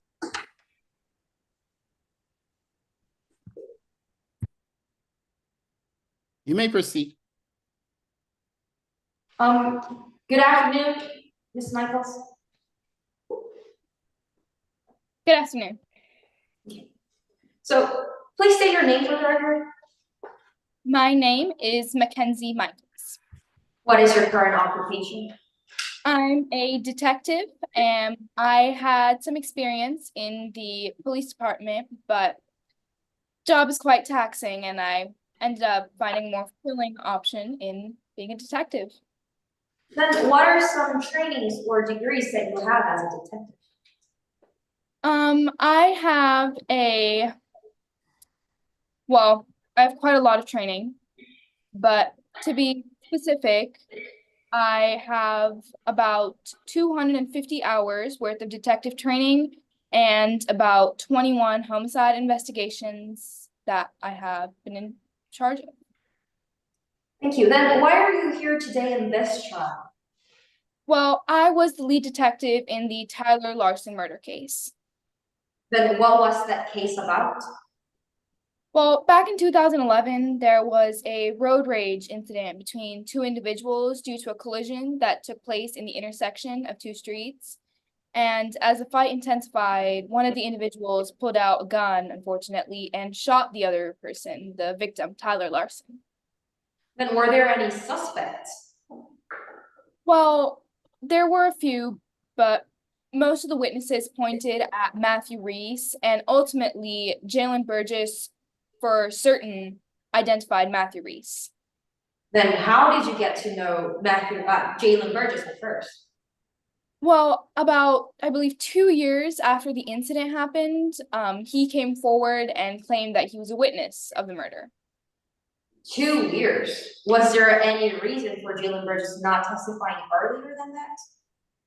According to Burgess, it was because they were uncertain of the possibility of being accountable for any responsibility when testifying. They were scared that the murder would come for them and of any repercussions they would face from coming and testifying. Then how did you clarify the authenticity of his statement? I conducted an interview with him in which all the major points, in fact, about the incident were information that could be easily obtained by ordinary citizens from the newspaper. Then how did her testimony help you out go through the case? Well, the only necessary or authentic information he testified was that he had seen the incident from up close, which was unlike any other witness, and he could with certainty identify Matthew Reese as the suspect. Then was Matthew Reese finally convicted? Yes, Matthew Reese was at first convicted. However, Burgess's testimony later turned out to be fabricated, in addition to his confession that he was never actually at the crime scene. These lies highly ruined our department's reputation, and what can I say? Okay, then were there any person or people related to the fabrication? Well, Klein was accused, if I might add falsely, of bribing Burgess. Burgess blamed Sheriff Michelin Klein for bribing her to falsely testify, which doesn't have any evidence. I mean, it seems like that's what you get when you rely too much on a witness. Then do you know how Michelin Klein first met Jalen Burgess? Well, I believe Jalen and Burgess, well, Jalen Burgess and Michelin Klein, the first time I saw them together was at a town hall meeting. It honestly just looked like Klein was answering another one of his concerned citizens, and people usually approach him to ask questions or to talk about their worries, and honestly, I do the same too. And when did you see them anytime after that? I saw them having light conversations in cafes, at the town hall, and sometimes in our department, but it honestly just looked like a worried sheriff looking out for his people. Just to talk a little bit more about Sheriff Klein, how would you describe Sheriff Klein's contribution or participation in criminal case as such? Could you please repeat your question? You cut off for me, I'm sorry. Okay, so how would you describe Michelle Klein as a sheriff in participation of criminal case as such? Well, he's always been first to help and Objection, Your Honor. Relevance. Response to relevance? Your Honor, relevance, this testimony, whether Klein's participation in the criminal case was highly positive or negative, is highly relevant to the case, as it shows the trait of Michelle Klein being very participative to the criminal case that happened in their systems. Your Honor, may I respond? Yes, you may respond. Your Honor, Empire rules dictate that opposing counsel give notice when they are going to use character evidence, and opposing counsel gave us no notice of this character evidence. Therefore, it is not admissible under 608 and is also not relevant. All right, I'll overrule on the relevance because I think it goes to this investigation and what Michelin Klein may or may not have done. What say you as to feel like I'm hearing an improper character evidence objection now. What say you as to the improper character evidence, counsel for defense? Based on not giving notice. Your Honor, we believe that it is us that we haven't provided the character evidence, so we stand by our objection, Your Honor. Oh, you didn't make the objections. I don't know what you're standing by the objection for. So you standing by your response? Yeah, I'm standing by our response, Your Honor. And your response is what exactly again? It is, we actually haven't provided the character evidence document to the prosecution bar accident, so we'll stand by our response, Your Honor. Okay, I feel like they're stipulating, they're saying they shoulda but didn't. So I will sustain it based on the improper character evidence, not substantially in the character evidence, but on the no notice requirement, lack of notice. So you may continue. Then no further questions, Your Honor. All right. 1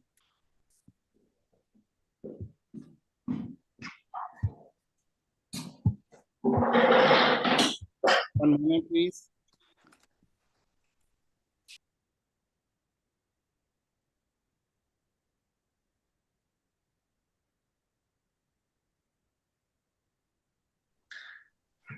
All right.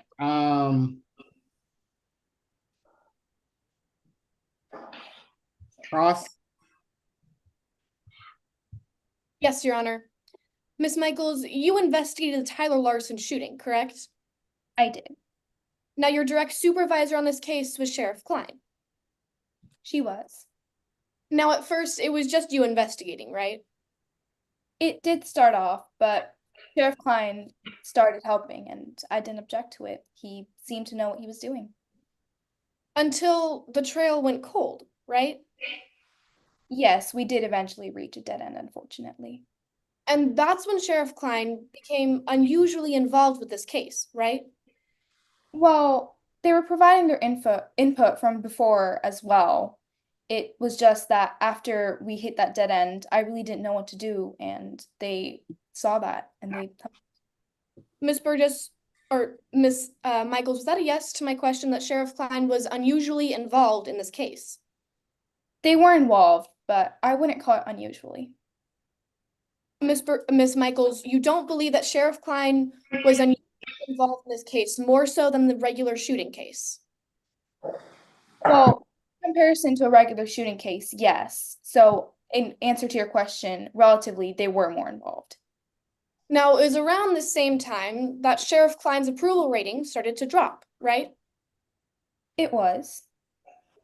They dropped so low, in fact, that citizens were calling for Sheriff Klein's removal, right? I suppose. Now, they were obsessed with his ratings. Well, the ratings did matter to them as their election was upcoming, but I'm not sure whether or not obsessed is the right word. They would show the ratings to you constantly, right?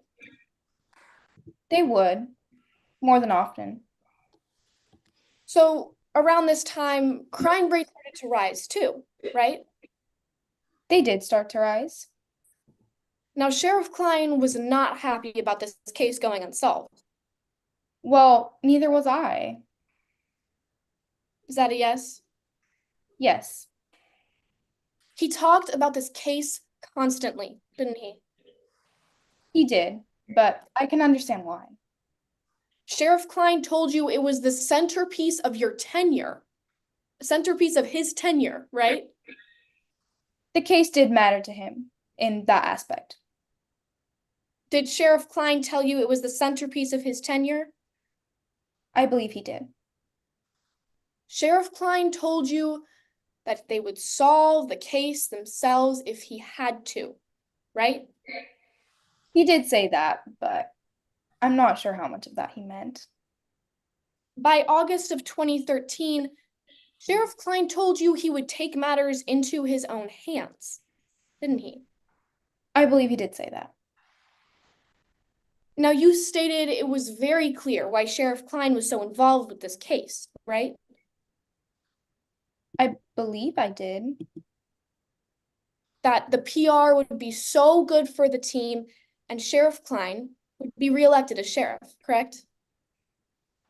I did. I do believe that PR was a factor, but to say that it was a leading factor or a leading cause for him to help, I simply don't agree with that. You don't believe that Sheriff Klein was. You don't believe that Sheriff Klein, this would help with their election. I suppose it could have, but I don't believe that that was Sheriff Klein's main motive. Now, a month after he told you he was going to solve the case himself, Sheriff Klein walked into your office with a supposed eyewitness, right? He did. Now, you were a little suspicious at first, weren't you? I was. The case had been cold for quite a long time, and I honestly hadn't expected it to go anywhere at that point.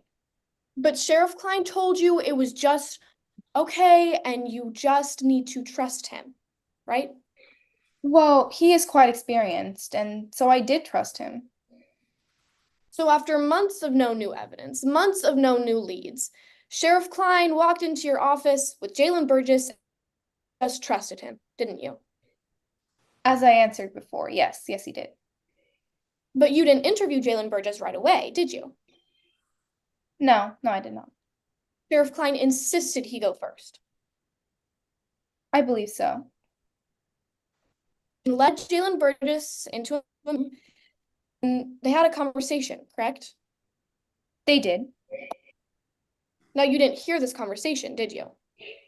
Well, it was in a soundproof room, and I could tell in general what they were talking about, but not exactly. What you did hear was a 30-minute conversation where Sheriff Klein seemingly said the same sentence over and over and over again to witness Jalen Burgess, correct? Well, it wasn't a 30-minute conversation. Sheriff Klein was also in charge of setting up the photo lineup and getting the witness, Jalen Burgess, settled. The conversation was not all 30 minutes, and the answer to the second part of your question, I did hear repeated sentences, but not constantly.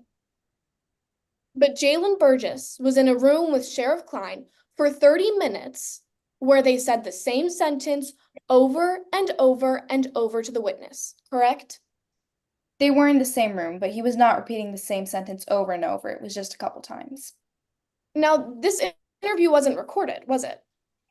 No, it was not. He was simply setting up the photo lineup and settling in Miss Burgess.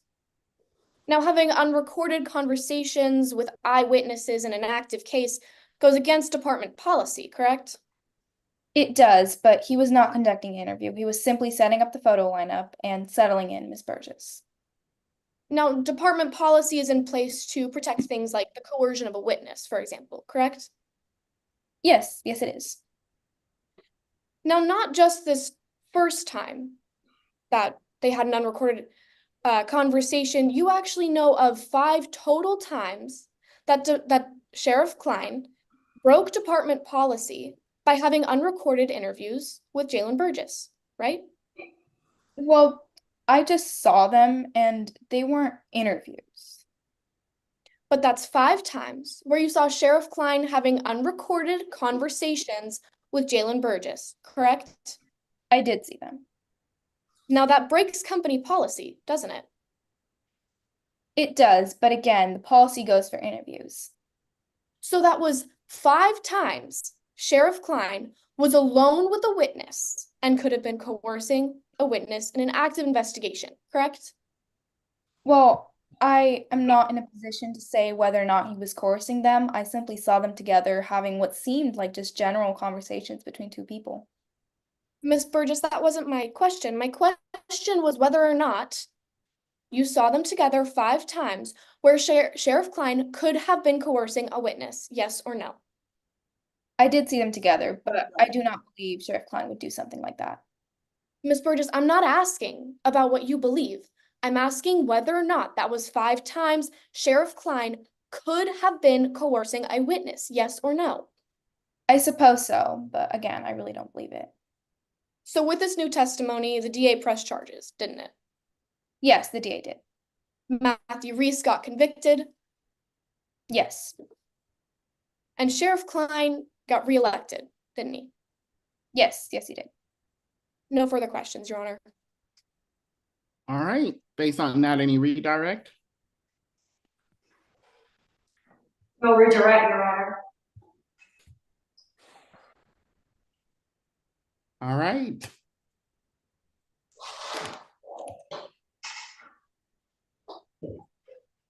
One moment, please.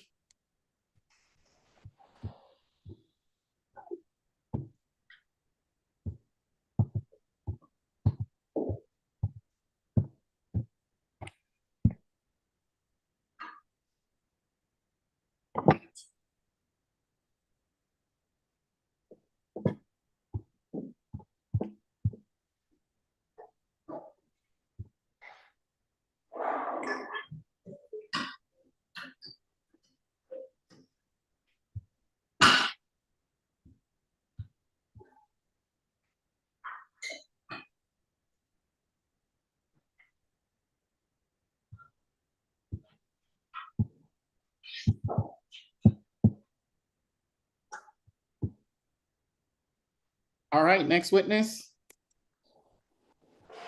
Yes, Your Honor, the defense would like to call Michelle Klein to the stand.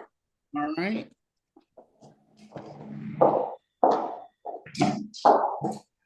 Sheriff, good to see you again. Please proceed. Yes, Your Honor. Good afternoon. Good afternoon.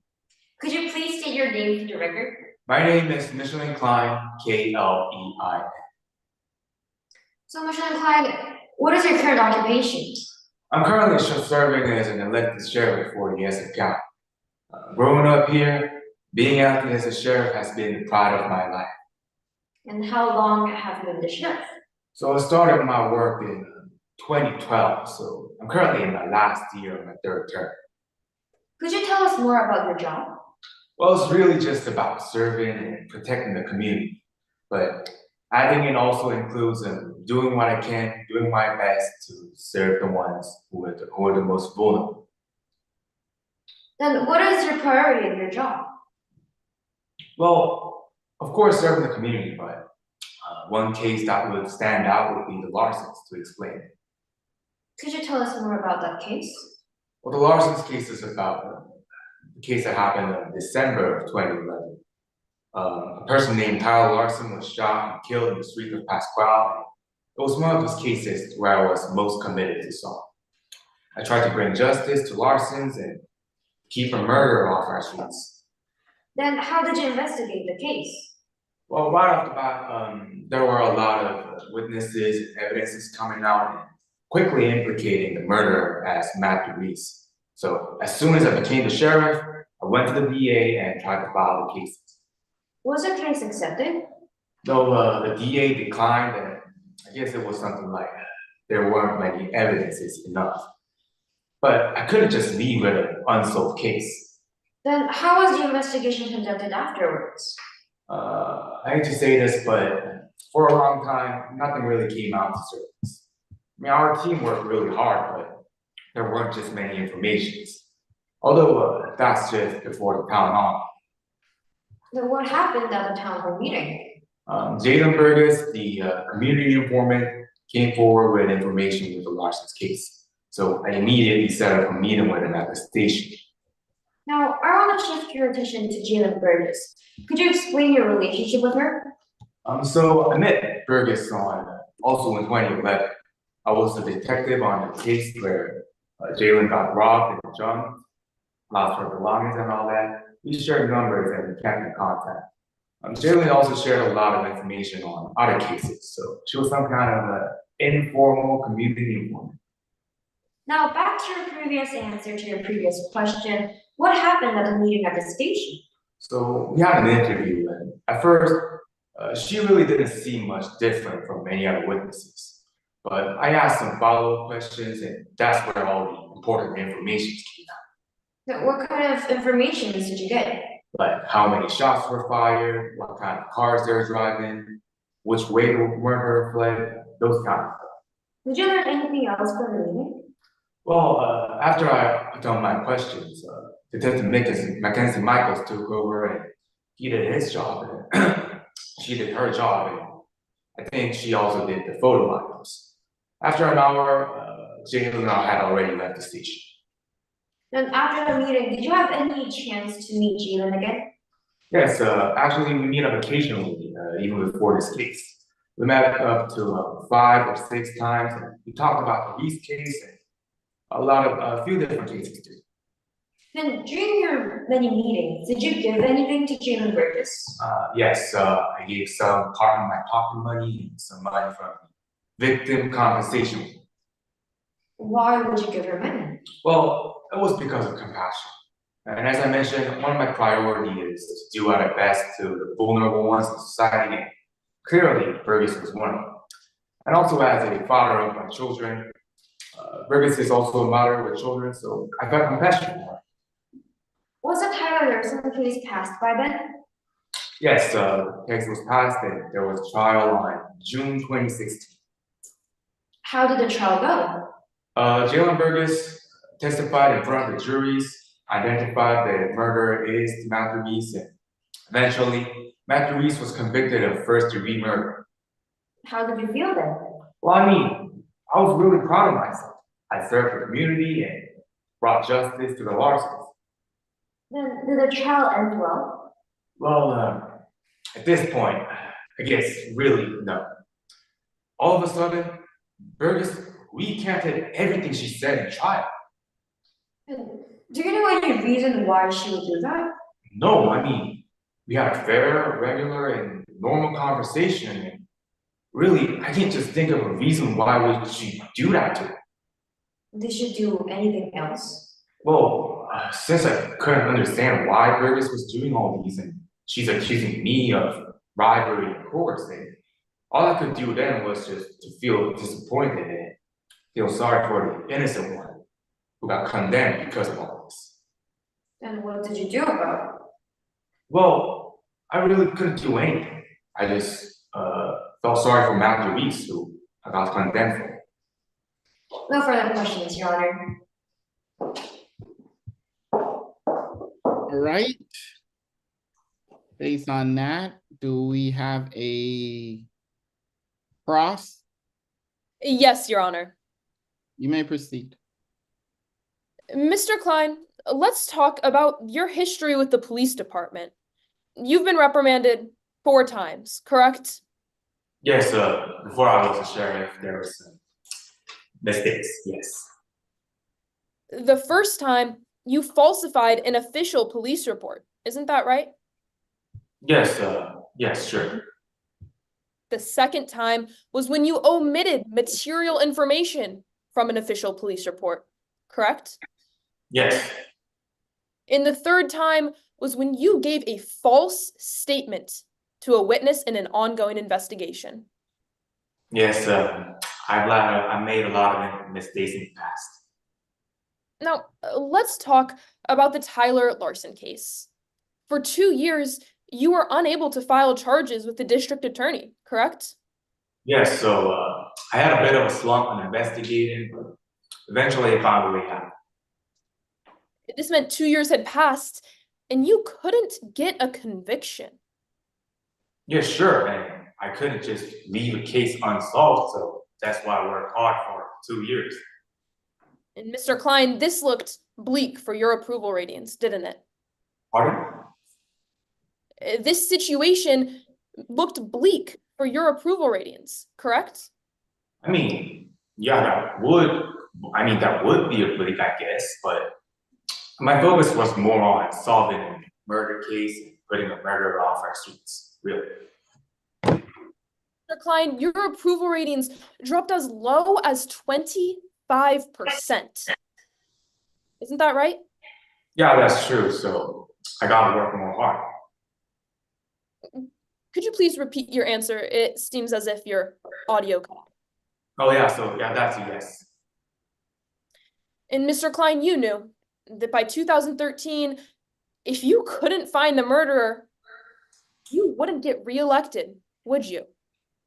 Well, I guess it would cause some effect to the election, but the investigation itself wasn't really aiming for the main re-election.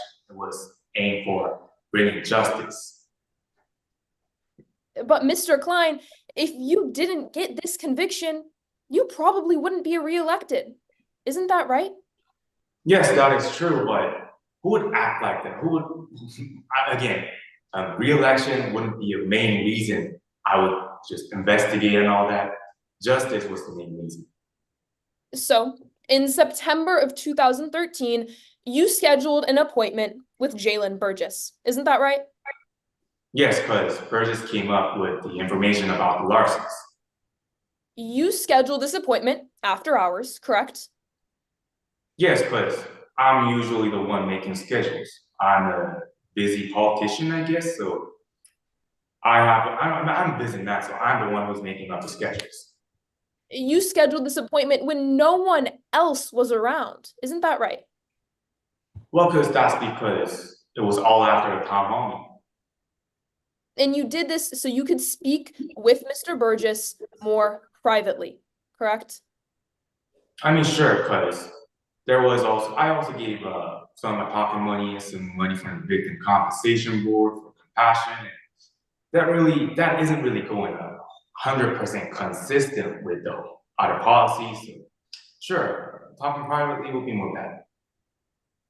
Mr. Klein, you claim to have began this interview by asking Miss Burgess some preliminary questions, correct? Yes. And you're aware Miss Burgess testified you told her everything she would need to know. Yes, and which was completely wrong. I asked her questions if you know about these. That's what she answered. She answered me all those informations, how many shots, what kind of cars and all that. She knew all those informations. I'm not the one who told her. And now, Mr. Klein, there was a recording device present in that interview room, correct? Yes, yes, that's true. But you chose not to record this interview. Isn't that right? Yes, because again, that was every time I meet up, I give her a couple of hundreds of dollars because of compassion. That don't really go consistent with the whole policy itself. So I chose not to record it, but there was recording after me with Mackenzie Michaels anyway. Let's talk about that violation of department policy, actually. So you had been providing Miss Burgess with money from your personal funds, correct? And some from the victim compensation, yes. And this goes directly against department policy. It's not fully consistently, but I wouldn't say directly against it because the my policy you're mentioning is more focused on the body cameras. And now it's also department policy to have recorded logs with informants. Pardon? It is department policy to have recorded logs of interactions with informants, correct? Yes, that is true. But I would admit that I wouldn't want to make any more problems with me giving some compassion money for it because, as I mentioned in my directive, my first priority is serving what I could to the most vulnerable ones, right? Mr. Klein, you knowingly ignored 2 department policies, isn't that right? Well, are you meaning that in that moment in the investigation room? You did not record your interactions with Mr. Burgess, the informant, and you provided the informant money, correct? Sorry, I think there was a bit of lag. Can you repeat? Yes, you provided money to Miss Burgess from your own personal funds, and you also failed to keep logs of any interactions with this informant. Well, I didn't really. Objection, Your Honor, compound. Sustain. Motion to strike, Your Honor. There's no answer to strike, so denied on the motion to strike. Yes, Your Honor. Mr. Klein, you failed to record logs of interactions with the informant, Miss Burgess, correct? Yes, and that was because I was trying to give some couple $100 to couple $100 to Burgess just because of compassion. She was living a harsh life. And Mr. Klein, I'm going to direct you to answer my questions with a yes or a no. You failed to record logs of your interactions with Miss Burgess, correct? Yes, And you paid this informant from your personal funds. I failed to report those because of those personal funds I gave because of compassion. And yes, there's a yes to your question. Now, you would recognize a copy of your bank account statement showing cash withdrawals, correct? I guess so, yeah.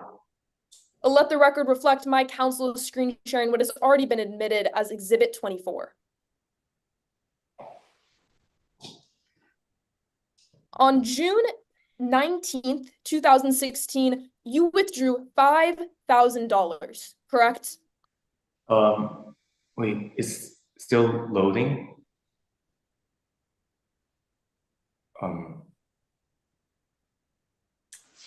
I can't see the exhibit. Yes, it appears we're having some slight technical difficulties. If you would give us one moment for this to load. Okay.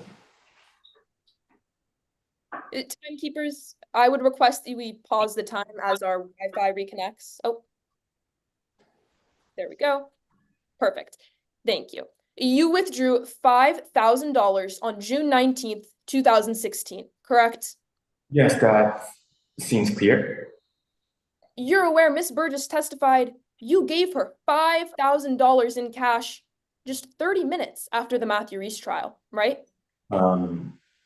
I don't know about how exact money I gave her because like that's years ago, but I occasionally give her, I occasionally give Burgess money whenever we meet up. So I don't know how much exactly. In the Matthew Reese trial, Jalen Burgess testified that Matthew Reese was the killer, correct? Yes, that is true. Matthew Reese was convicted. Yes. And Mr. Klein, your approval ratings shot up, didn't they? Yes, and at that moment, I was really proud of myself. Justice was being served, which was not. And Mr. Klein, you got reelected as the sheriff of Essex County. Isn't that right? I did, because everyone, including me, believed that I served justice. No further questions, Your Honor. All right, based on that, any redirect? Sorry, Your Honor, may the witness be excused from the stand? Yes, and if we could take the screen sharing off of the screen now. Thank you.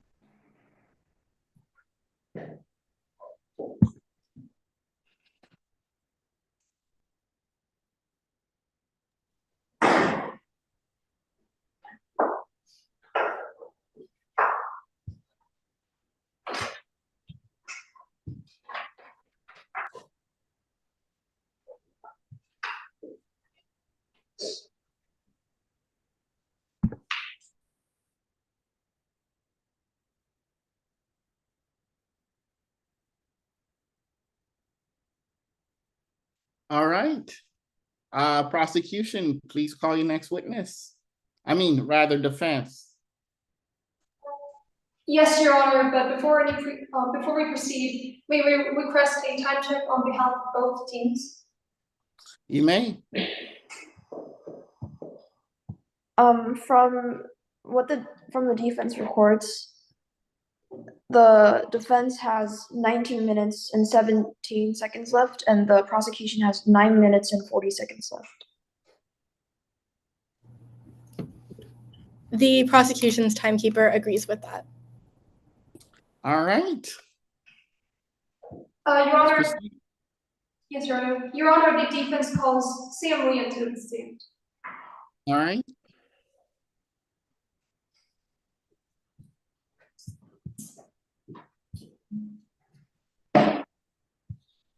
May I proceed, Your Honor?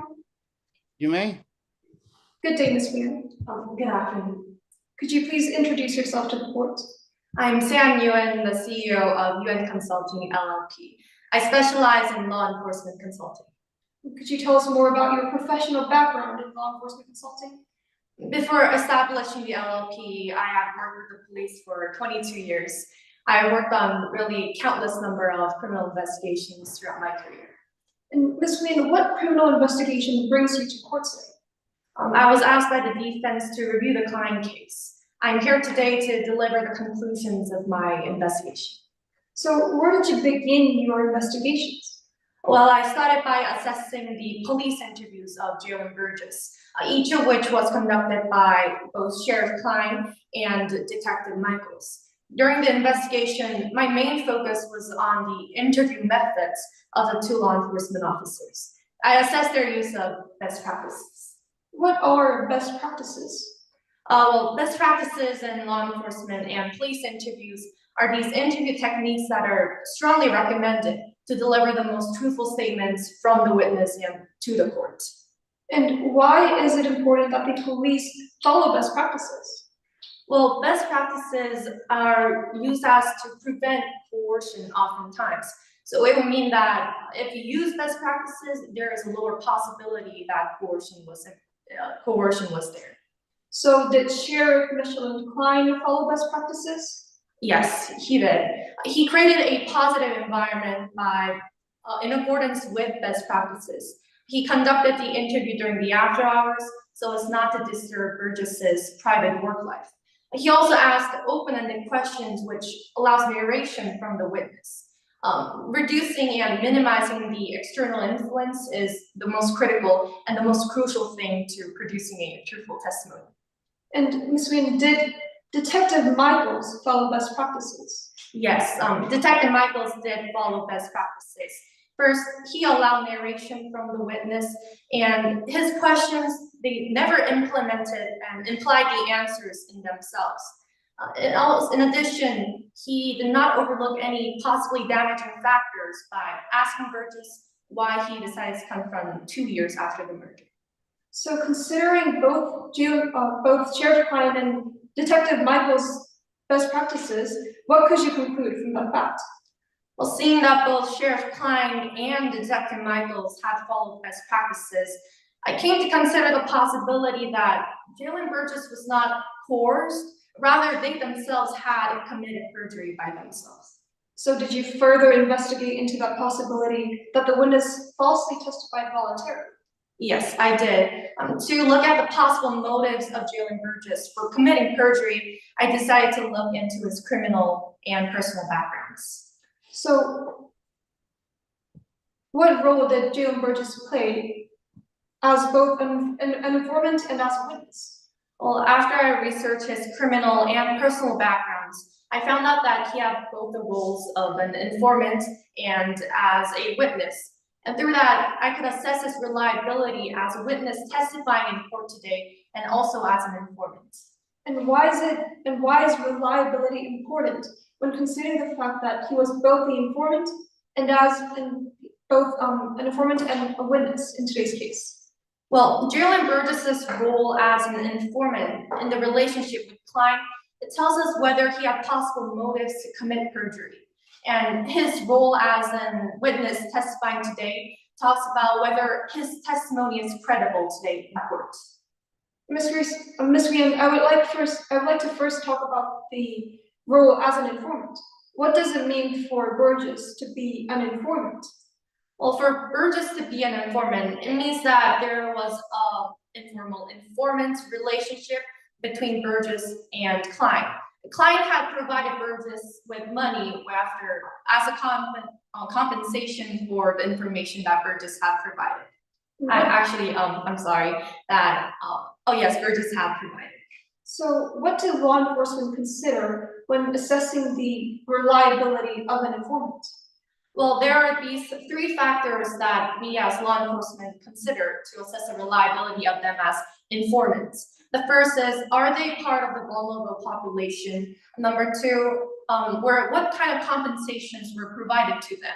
And number three, was there any criminal records that they had? The personal research I did on Jalen Burgess's personal and criminal background gave me the necessary information to determine their reliability as an informant. Ms. Ryan, I would like to talk about those elements one at a time. Was Jalen Burgess a part of the minority?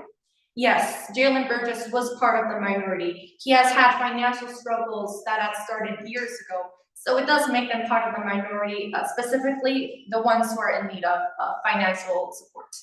And did he receive any financial supports? Yes, he did. He did receive financial support from Klein as the compensations. Were there any criminal backgrounds? Yes, Burgess had consistent runs-in with the police throughout the years. Objection, improper character evidence. Okay, May I be response? heard? Yes.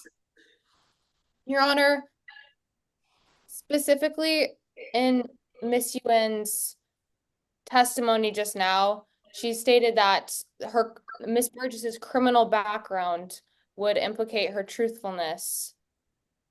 And I have reason to believe that she is going to be referring to instances that do not involve lying. Your Honor. All right. Go ahead. Your Honor, if I may be heard. You may respond. Sorry, we're doing that thing where you say something while I say something, and then we both get quiet to wait the other person say something. So I'm gonna stop talking right now. Yes, Your Honor. We haven't yet laid the specific convictions that we will use for this witness, so we haven't yet introduced the improper character evidence. And if the opposing counsel has the same concern after we introduce the convictions, then Agree fully. I'm not you or I are not Nostradamus, so I don't know what was gonna happen. We'll go with it if it happens. So I'll overrule the objection. Yes, Your Honor. I see. So, Ms. Ryan, what criminal history could you find? Well, Jalen Burgess first had a misdemeanor conviction on February 12th of 2013 for a lawful fraud. He had falsely claimed the ownership of a child that was not his own for the welfare benefits of $980 per month. So, and were there any other convictions?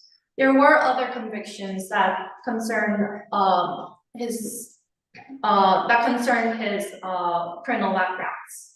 And what was that conviction, Ms. Ryan? He had a conviction for some forces that he had used. So what could you assess from the fact that he had a criminal history? Well, such felony convictions that he had and the conviction that he had of the welfare fraud told me that he was untrustable as a witness. And what is your final conclusion on this case? Well, Burgess had met all three of the factors that makes informant unreliable. That included criminal backgrounds. And criminal background specifically not only affects his reliability as an informant, but it also affects his reliability as a witness who is testifying today in trial. Thus, I could conclude that his testimony today in trial is unreliable and that there was a high chance that he was not coerced, rather he had voluntarily testified falsely under free will. Thank you, Ms. Nguyen. Your Honor, I have no further questions. All right. Prosecution? Yes, Your Honor. Good afternoon, Ms. Yuen. Good afternoon. In your report, you stated that Sheriff Klein demonstrated best practices. Yes. You are aware of the best practices regarding photographic lineups, correct? Yes, I am aware of them. Department policy mandates that one person creates the lineup and another person administers it. That's true. This is to ensure that there are no cues as to who the suspect is. Exactly. Detective Michaels administered this, correct? Yes. And Sheriff Klein created it. Exactly. Both of these things were done in the interview room, right? I can't be certain if it was the same interview room, but yes, the interview room, Klein had done his interview that came prior to the investigation in one interview room, and the other was also done in an interview room, yes. Miss Yuen, these two things were done in the same interview room, correct? At different times, yes. Right, they were done at different times. However, Miss Burgess never left the room in between. I'm pretty sure we can't be certain about that because there was no information on those parts. Now, you're aware that the defendant had a 30-minute long interview with with Miss Burgess prior to Detective Michaels's, right? Yes, and that interview, Klein had followed all of best practices, which reduces the possibility of coercion, which is the matter of today's trial. It would have been best practices to have recorded this interview, wouldn't it have been?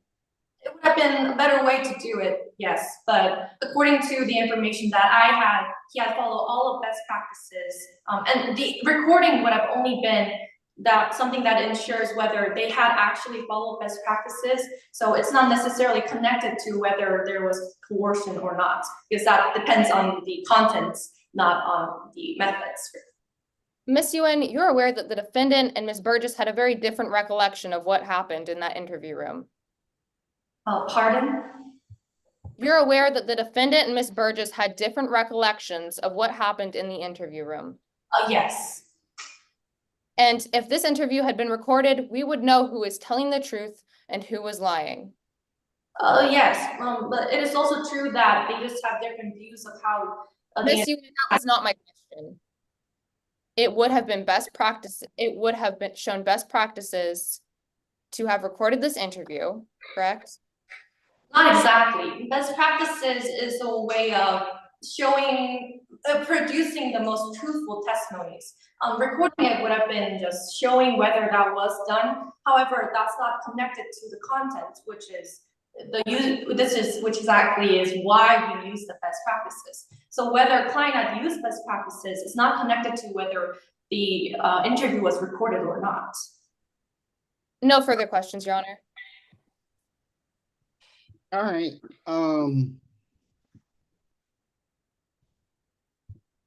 Redirect based on that? No redirect, Your Honor. May the witness be excused? Witness may be excused. Anything further, defense? No, Your Honor. The defense rests. All right.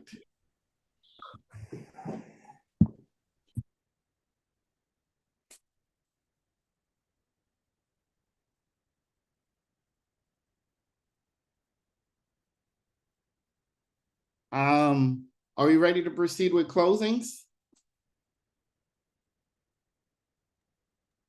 The prosecution is ready to proceed, Your Honor. Defense, are you ready to proceed? Your Honor, may the defense request a 5-minute break. I'll give you a 3-minute break. I'm sorry to split the difference here, but we're running a little tight on our lost time. So we got about 30 minutes left. So I'll give you a 3-minute break. Let's all come back. It's 9:39 here, so let's all come back 9:43. Yes, Your Honor.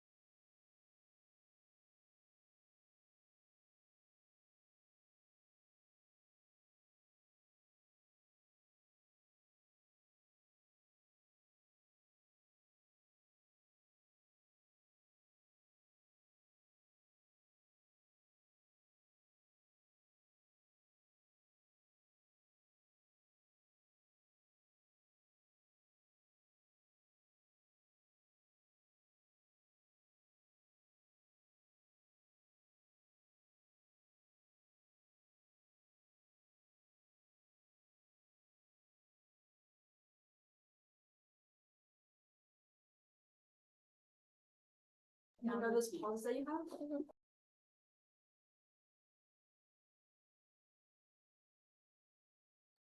little early, but let's see if everybody's here. Team prosecution, defense, are you here? Yes, Your Honor, the defense is ready to proceed. All right, prosecution. I believe the ball's in your court at this point. Yes, Your Honor.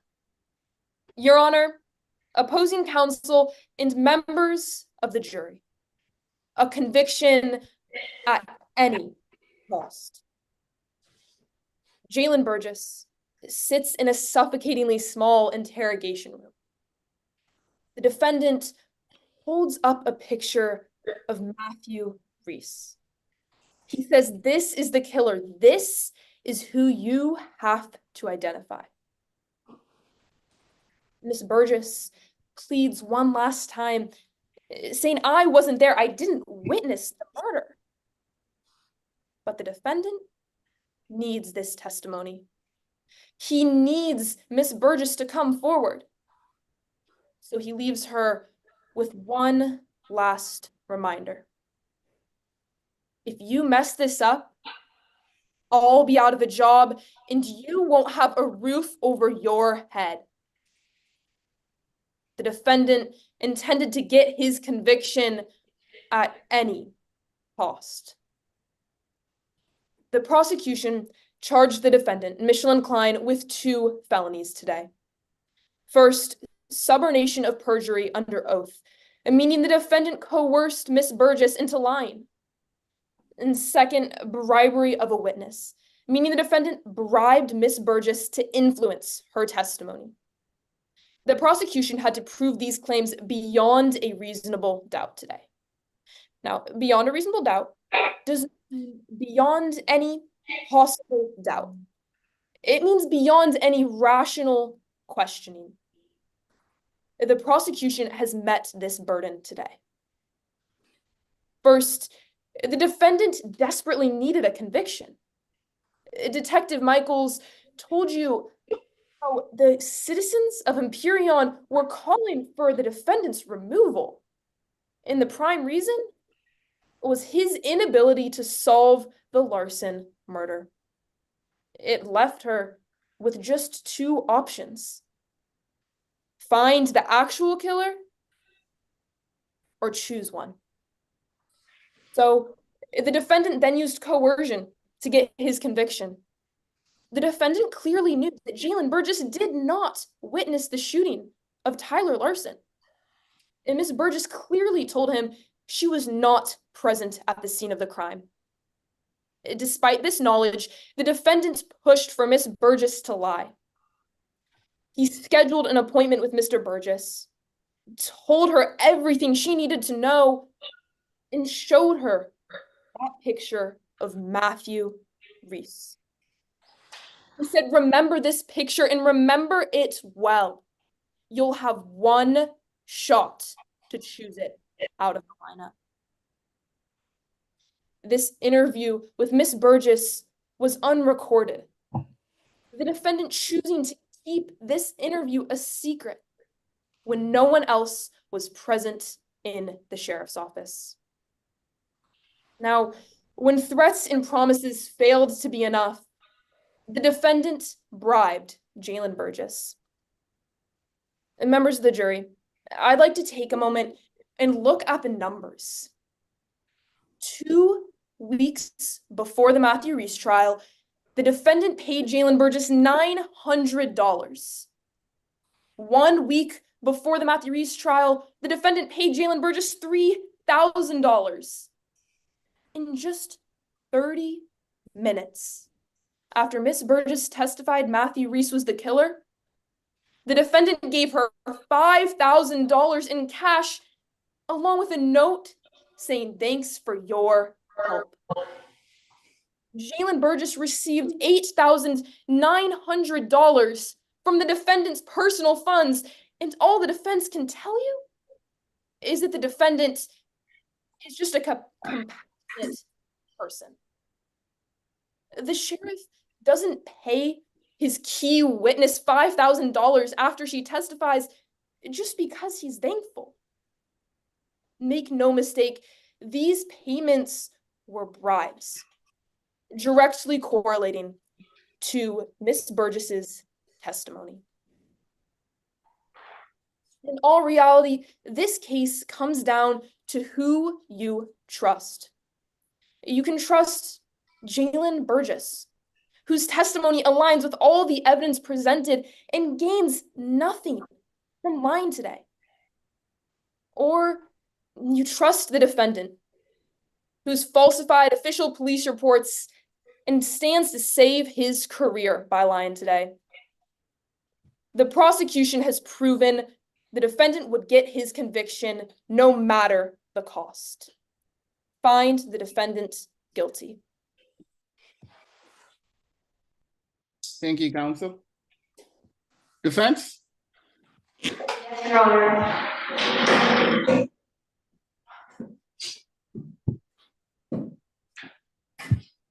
May I proceed? May?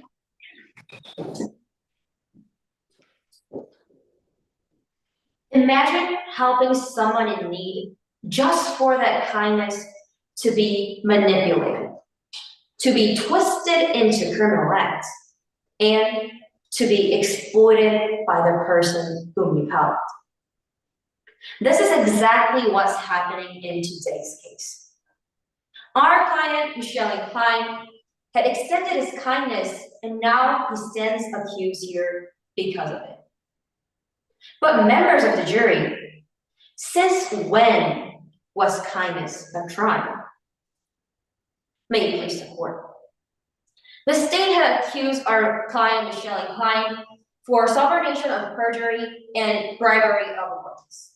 They had the burden of proof to prove: one, the defendant willfully procured Jalen Burgess; two, the defendant acted with intent that Jalen Burgess would deceive the juries; and three, Jalen Burgess, the defendant acted with a corrupt intent of such, knowing that it would unlawfully influence the witness's testimony; and four, the defendant gave, offered, or promised to bribe to the witness. And the state had to prove all these elements beyond a reasonable doubt, which means if there was a single doubt left in your mind about the prosecution's theory, our client is to be deemed not guilty. And there was not only one, but three clear facts that would raise your doubt in today's case. That our client never never willfully procured Jalen Burgess to falsely testify, and he never acted with corrupt intent, and it was not him, but it was Jalen Burgess who exploited the relationship and testified false for money. Now let's go through one by one how these facts were presented in today's case. One, our client never willfully procured Jalen Burgess to commit perjury. In fact, what we've heard today was a sheriff trying to make his county a safer place. And you heard from Steph Valentine, the main inspector of this case, that there was no hard evidence, no paper trail, no record that proved that our client had coached Jalen Burgess to falsely testify. And then, from what was this investigation conclusion based on? Nothing but the words of Jalen Burgess. Jalen Burgess, who testified on the matter that happened 11 to 6 years ago without referring to any notes. That was what investigation was based on. And members of the jury, corrupt intent means that our client wrongfully acted in a purpose to gain his own advantage. But members of the jury, you heard that Mr. Klein never acted to deceive the justice system or do the perjury, but he acted out of compassion. Compassion to help a homeless woman who was struggling to support her family. And members of the jury, you've heard from Jalen Burgess and Michelle Klein that he has supported Jalen Burgess long before the trial was set. It was never for his own goods. It was for Jalen Burgess, and it was for the county. And members of the jury, it was not Sheriff Klein, but it was Jalen Burgess who exploited this relationship. You've heard from the detective, Mackenzie Michaels, that every testimony that Jalen Burgess provided was something that could be based on just reading a simple newspaper. The only thing that made him different from other witnesses was that he was just certain that Matthew Reese was the murderer. Basing her testimony on the newspaper and planning to exploit the relationship with Sheriff Klein, she lied just like she did in 2012 in welfare fraud.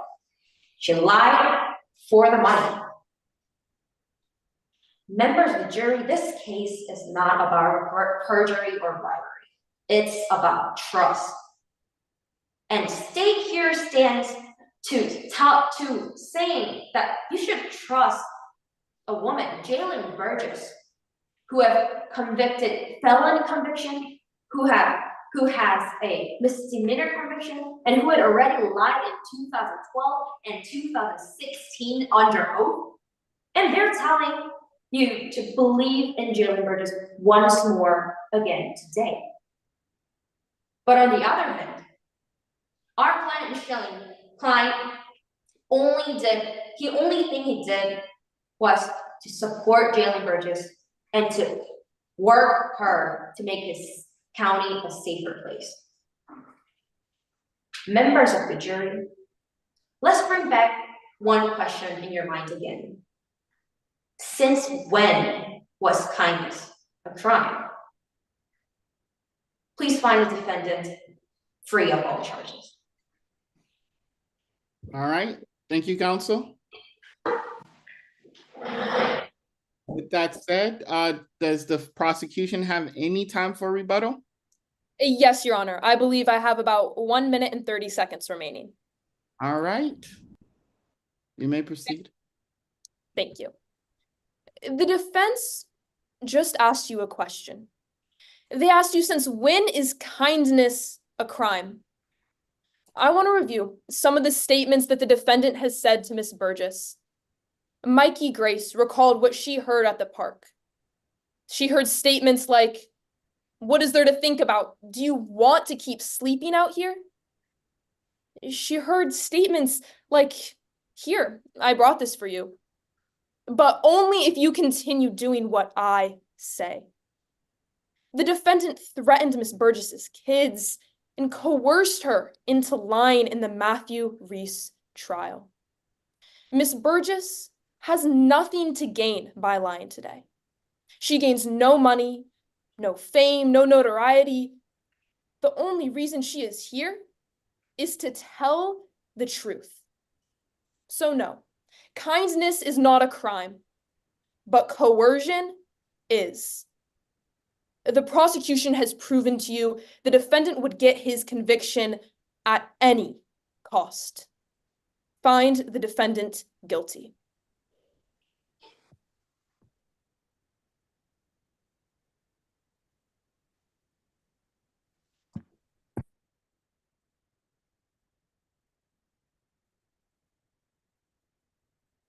All right, thank you all for your time. I'll submit this case to the jury and we'll see what happens. All right, so all seriousness, give us a couple of minutes, finalize our scoring, and then we'll give you all some feedback and go from there.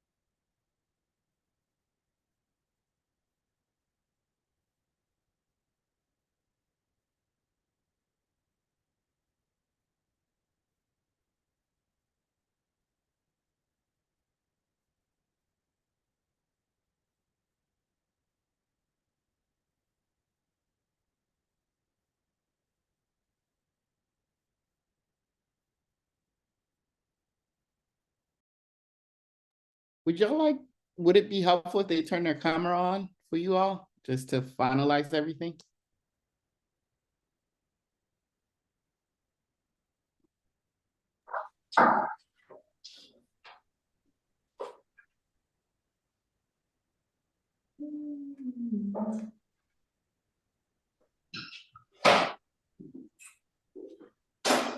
크고.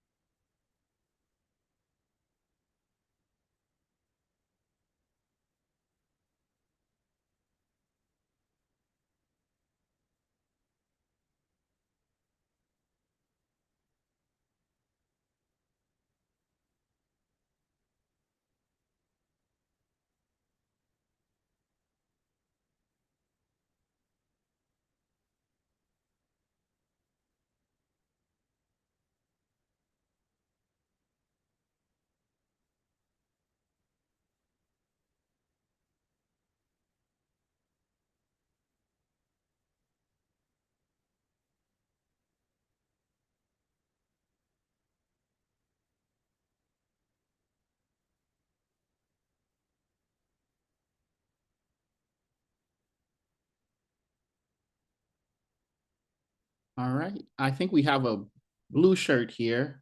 Mr. Blue Shirt, I believe we have a question on the chat. Don't know if you can chime in. Yeah, I messaged him about Okay. yeah, I messaged him about it. Yeah, I let the people know we're fixing the issue right now. Cool.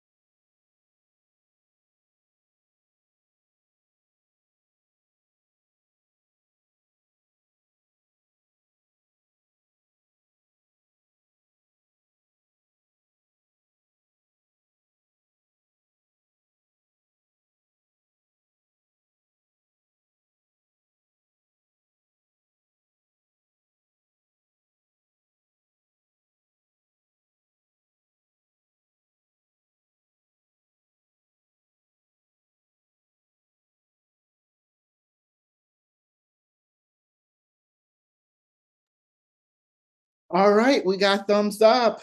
Sorry about the last second difficulties. You all have heard a lot from me. So I'll let my jurors take it from here, and then I'll close you all out. I guess I'll start. My name's Lauren Johnson. I am a retired attorney. I have been judging mock trial for longer than I want to say out loud, 25 years. So I also have an LLM in trial advocacy, a master's of law degree, because 20 years of schooling, 19 years of schooling wasn't enough. I want to say that you all did a very nice job. Good job. The main point that I want to talk about is a criminal case is a facts case. In this case particularly involves a lot of exchange of cash. It's probably the most important fact. So you want to hammer that as hard as you can, particularly if the prosecution, you want to have as many people say that they saw cash or something exchange hands as possible. So every single cash transaction, I am not sure that all of the cash transactions got out. You argued them. You brought them up on opening. You argued them in closing. I'm not sure they all came out. So you need to make sure. And I talk about that in my individual comments. Or actually, I think it's my extemp comments. I'm not. I know I wrote it down. So just make sure that you have that all the facts come out specifically. The second thing is whenever you have a witness that is a sheriff or a police officer, particularly if it's for your side, you need to refer to him or her as Sheriff Klein. Sheriff, because sheriffs are inherently believable and professional, and you want to get that into the mindset of the jurors.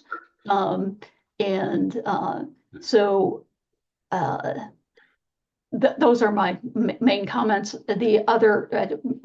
The rest of my comments are on the comment sheet. Good job. Yeah. Hi, my name is Kaio Burgess. I was a competitor in high school at Empire. I competed in two. Sorry to interrupt. Is this case named after you? No. Just it's named after. It is. It's named after, I think, a judge named Josh Burgess who coaches the team in Texas. And the reason I know that is because I had him judge me once. I I competed in 2 Empire finals. I've coached a bit since I've been in college. I'm currently going for my paralegal certification. So yeah, I blue shirt in Philadelphia, so I've seen the case a couple times, and I think probably my biggest note is try to create structure in your case.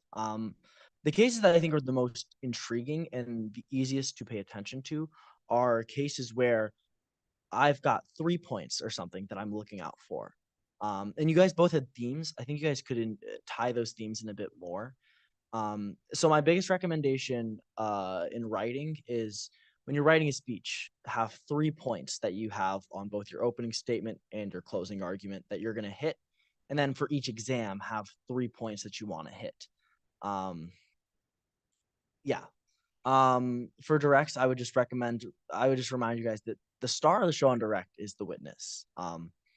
So especially in this digital format, exhibits, if they're on screen for too long, I'm not looking at your witness. I'm not really paying as much attention to your witness.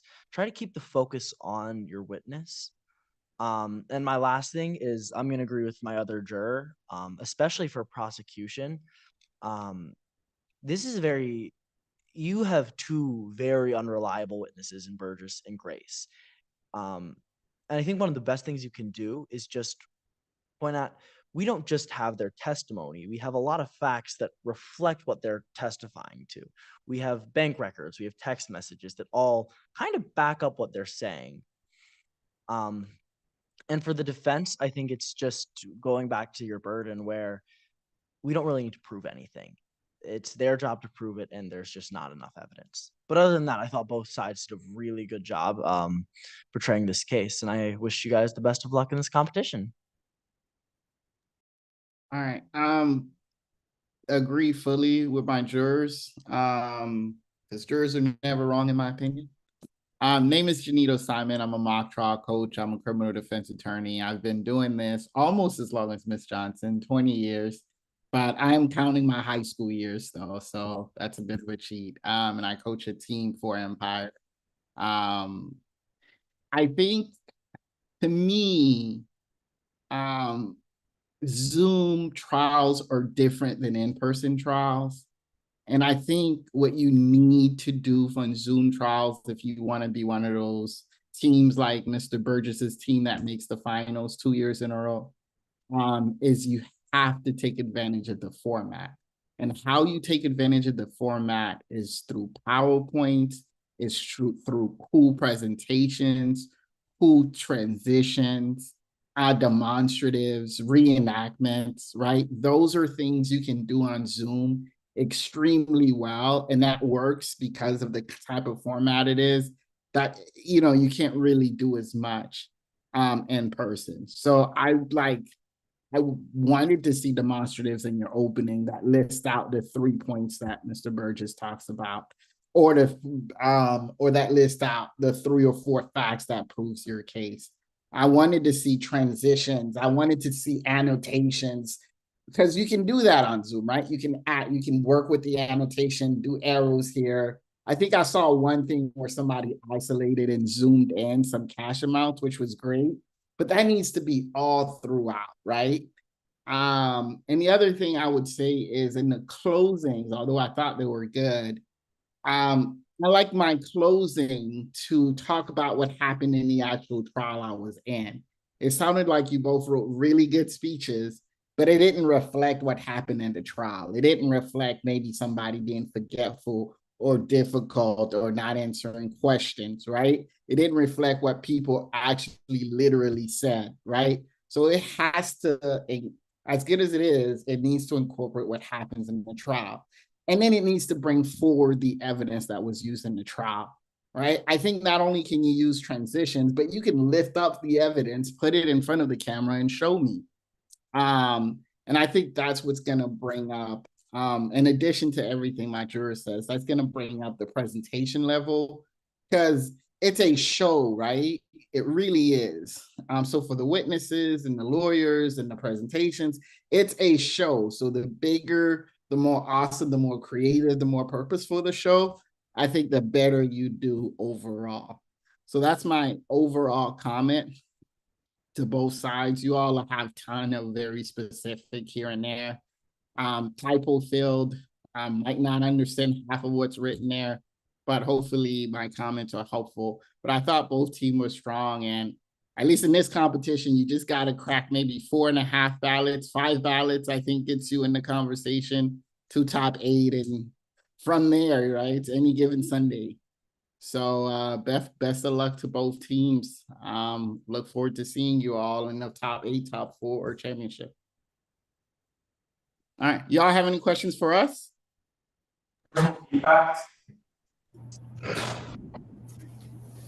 Defense? I thought. Go ahead.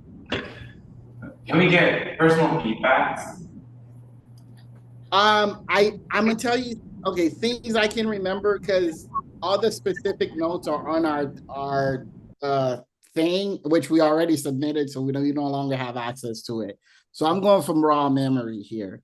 I thought, okay, you played the defendant, right? Yes. Okay, so to me, I think the defendant right away needs to be like, I didn't do this, right? I don't need to wait till the end. I need you in your second or third question to be like, I didn't do this. And I need some sort of indignation. I need some sort of anger. I need some sort of what is happening here. This is a liar. I need emotion. Because somebody who has that much weight on them, I need to feel the weight of being prosecuted for something you didn't do and how angry and twisted and how that would make you feel. So that's kind of how I felt about. I thought you were. I thought I saw the character, but I just thought there wasn't this, right. I think the dynamicism comes from the ability to vary from high to low to sad to angry, and maybe some brevity and some laughter in the middle if it's appropriate, right? So I just need all of that in a 7-minute presentation, as hard as that may seem. So that's what spoke to me specifically about your presentation. I did my favorite direct, I thought it would have been really good with more presentations, with more, especially with experts. You need demonstratives with experts on Zoom. I don't think you're gonna do what you need to do if you don't have demonstratives with your experts, because that's supposed to be the big show, we think. But I thought Yoon came across very well, very likable, very understandable, just very natural. Like, I didn't feel like that was a high school student playing a person. I thought that could have been, the expert top person. I thought prosecution's crosses, all three of them were just really, really good. I thought the Michelin Klein cross was just a tad bit long. I think my specific note was don't be like Michael Jackson, retire when you're on top, right? Retire in 96 to 9 in 2002. But other than that, I thought the first two phenomenal. The third one, I think there was time issues, so you cut it a little bit. But I thought overall, I love you guys' presentation and your gestures and the things you were attacking on cross. I think both sides can do very good. More signposts, more looping of the questions to help us, the jurors, follow it and to make it more interesting.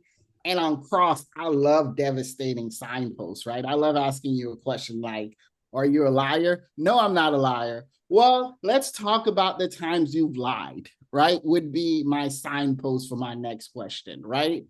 Oh, so you want to say Jalen Burgess is a liar, right? Well, let's talk about all the time reprimands you have. So I use them as very argumentative, very like heavy transitions, but right, I use them as signposts. I think you could do that a lot more in the crosses. Somebody was really thrown off with an objection. I think it was like, hey, you didn't give me the character evidence form. That killed you, right? And I was just like, I'm so sorry that hurt you as much as it did. And then you ended in an objection. There's a few like mock trial no-nos, and ending on an objection is a big mock trial no-no. So find some way to get back, find some way to ask one or two questions. And then I think the other big no-no was, it was the last impression we had of you, right? Because there was an opportunity to redirect and you didn't take advantage of it.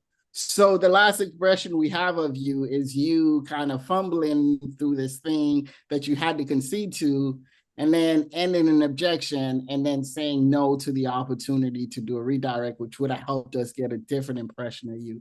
So I get it. You were thrown off, and maybe, I don't know, maybe it would have been like digging a ditch. You just wanted to stop talking because you didn't want to dig some more. But I think the fun is in the fight. So I would have loved to have seen you just to fight through it some more, ask a couple more questions, do a redirect. I think that would have served you well, just in life, right? Things happen to you that you don't expect, and you got to be able to deal with it, right? Even if you deal with it badly, deal with it, right? I just thought not dealing with it was probably worse than dealing with it badly, in my opinion.